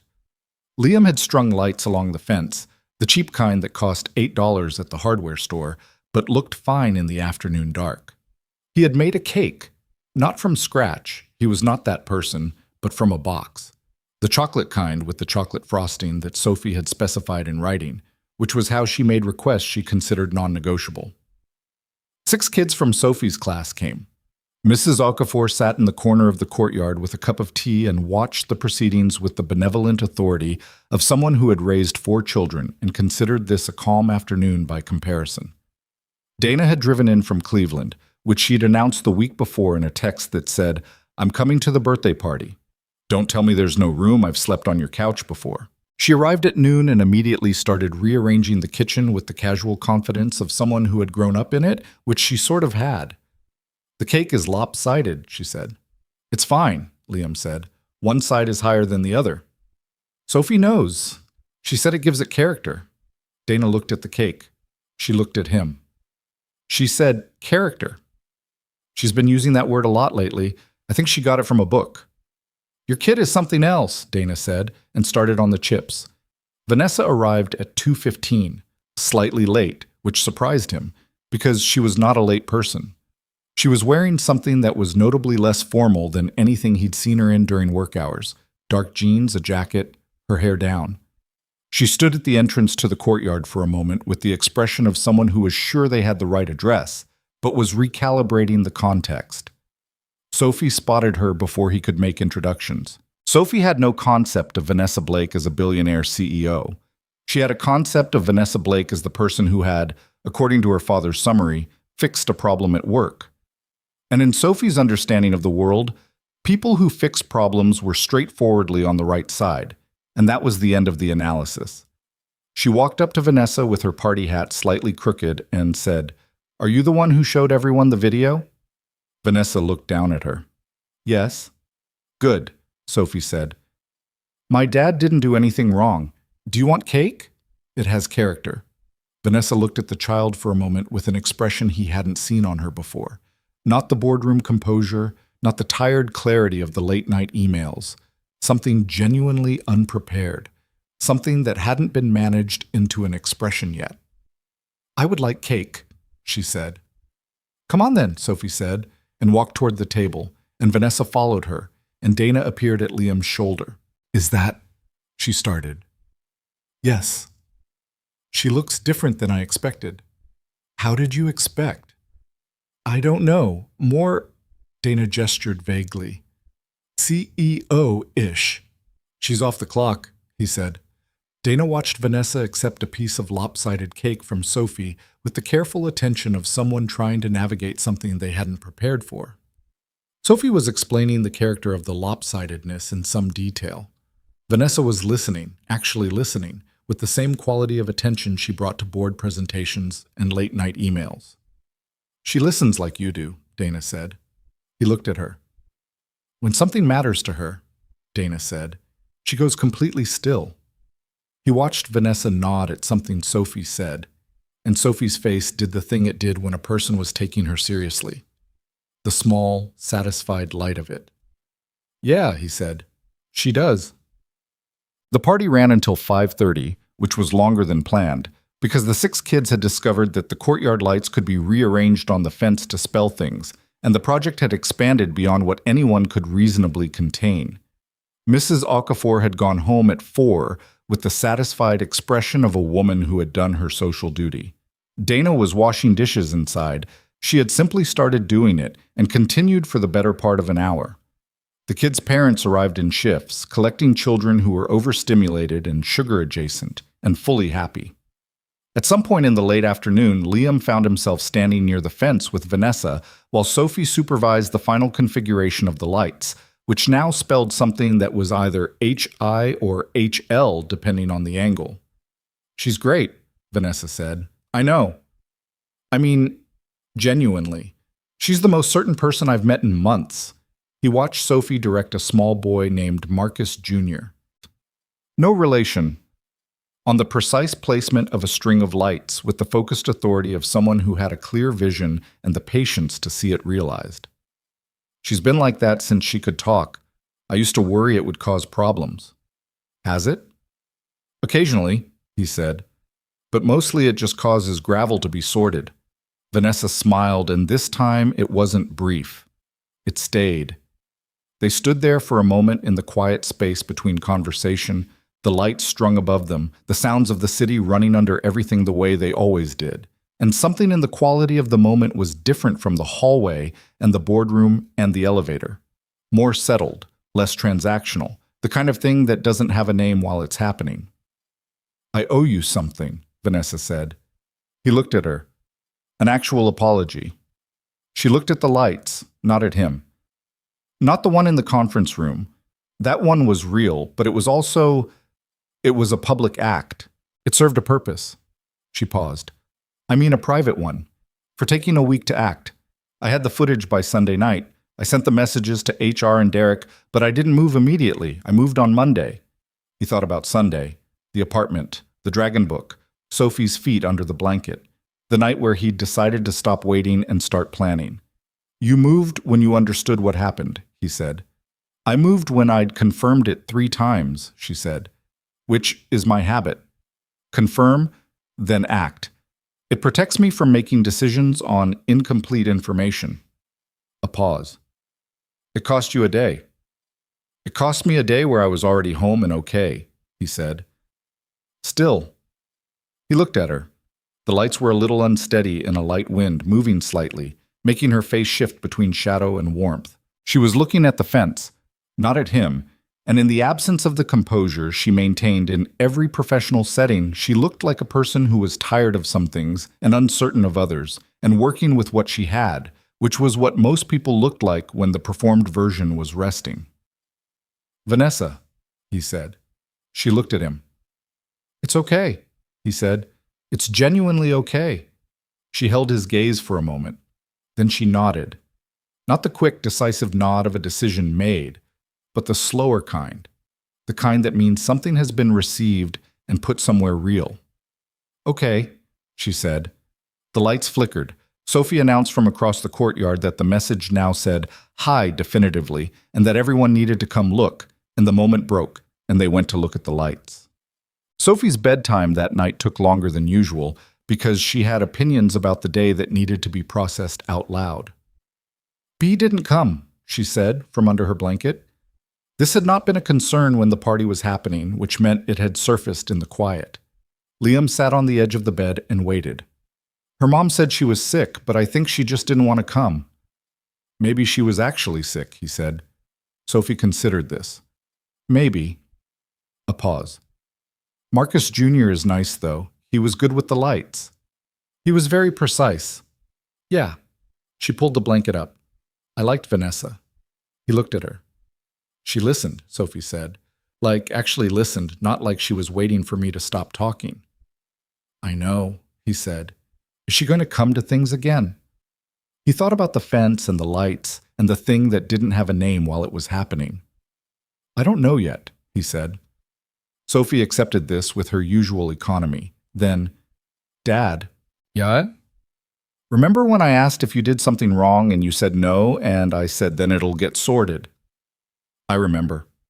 She looked at him with the clear, direct attention he had been navigating since she was 4 years old. I was right, she said.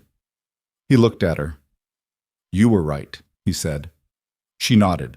The case closed nod, and closed her eyes. He sat there until her breathing settled. He turned off the lamp.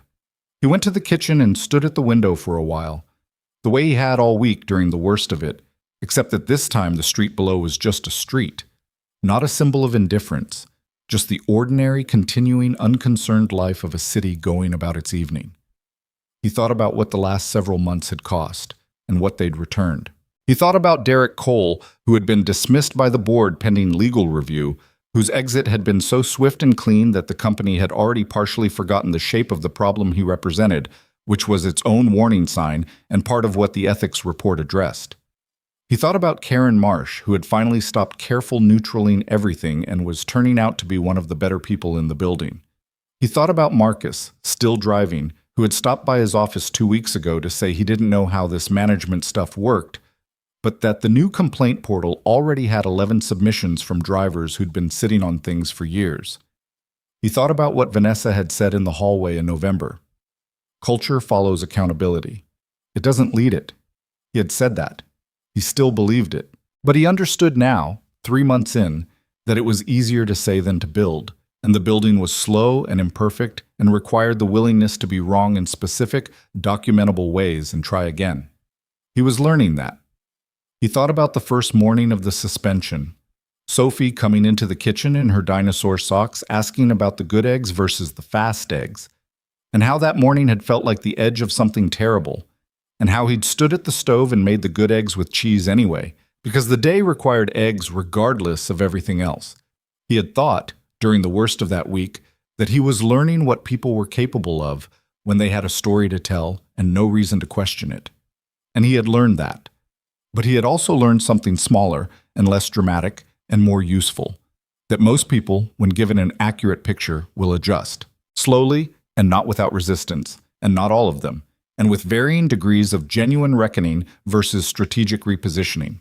But most of them, and some of them, a few, will do it without being made to, will look at the thing and sit with the discomfort of having been wrong and not try to make themselves feel better about it. The woman from accounting who had said she'd thought it was wrong from the beginning and hadn't said so. Marcus, who had said his piece to the dispatch manager before any footage had been reviewed. Gene, the doorman, who had texted a stranger with information he didn't have to share.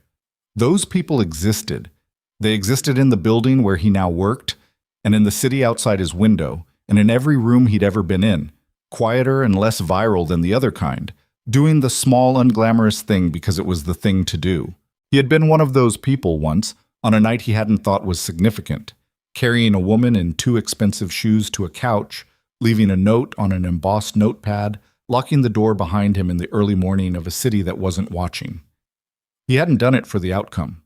That was the thing he wanted to remember. Not for himself, because he knew it, but in the way you keep the true version of something close so the distorted versions don't replace it. He had done it because it was the clear thing to do in front of him, and he did clear things when they were in front of him. The rest, the job, the apology in the conference room, the lights spelled out in Sophie's courtyard, Vanessa standing at the fence not looking at him, all of that had come from somewhere else. Not as a reward exactly. Life wasn't a ledger. He had been through enough to know that doing the right thing was no guarantee of anything. But sometimes it put you in a different place than you would have been otherwise, a place where different things became possible. He was in a different place. He stood at the window a little longer. The city moved below, doing what it always did. Indifferent and full and alive in all its specificity. The woman with the stroller and the kid on the too big bike and the delivery truck and all the 10,000 ordinary human transactions of a Friday evening. He thought about what he'd told Sophie when she was very small, 4 or 5, when she'd asked why he helped people he didn't know. He'd thought about it for a moment and then said, "Because they're in front of me." She hadn't fully understood it then. She'd accepted it the way kids accept things that are said with conviction. But lately, he had noticed her applying it. The gravel project, the dragon book spreading through the class, the way she'd walked up to Vanessa without ceremony or strategy and offered her cake and been completely herself. She had understood it. That was the thing that mattered most when he stood at the window on a Saturday night in January with the year turning into something new, not the job or the apology or the ethics report or the outcome. That his daughter, in the middle of everything, had understood the thing he most wanted her to understand. He turned off the kitchen light. He checked the lock on the front door, the habit of years. He walked down the hall, past Sophie's room where she was deeply asleep with one foot outside the blanket in the way she always ended up, and into his own room. He sat on the edge of the bed. He thought, it was enough. All of it, the hard parts included, was enough. Not because it had ended well, though it had, mostly approximately, but because it had been real. The week of it and the months after it had been actually real in a way that soft weeks aren't, and he had been himself all the way through it, and Sophie had seen that, and that was the version of the story he wanted to keep. He lay down. He thought about the note on the coffee table one more time. "I drove you home last night. You're okay." The smallest possible thing. Written on an embossed notepad at 5 in the morning in someone else's apartment, not as a strategy or a calculation, just as the accurate summary of what had happened and what was true. He closed his eyes. Outside, the city kept moving. The lights on Sophie's fence were still up. He hadn't taken them down yet because she'd asked him to leave them for one more week. And he had, because some things don't need a reason beyond the asking. He fell asleep to the sound of it. The pipes, the elevator, the city humming underneath everything. The same sounds as always, unchanged, still there, still here.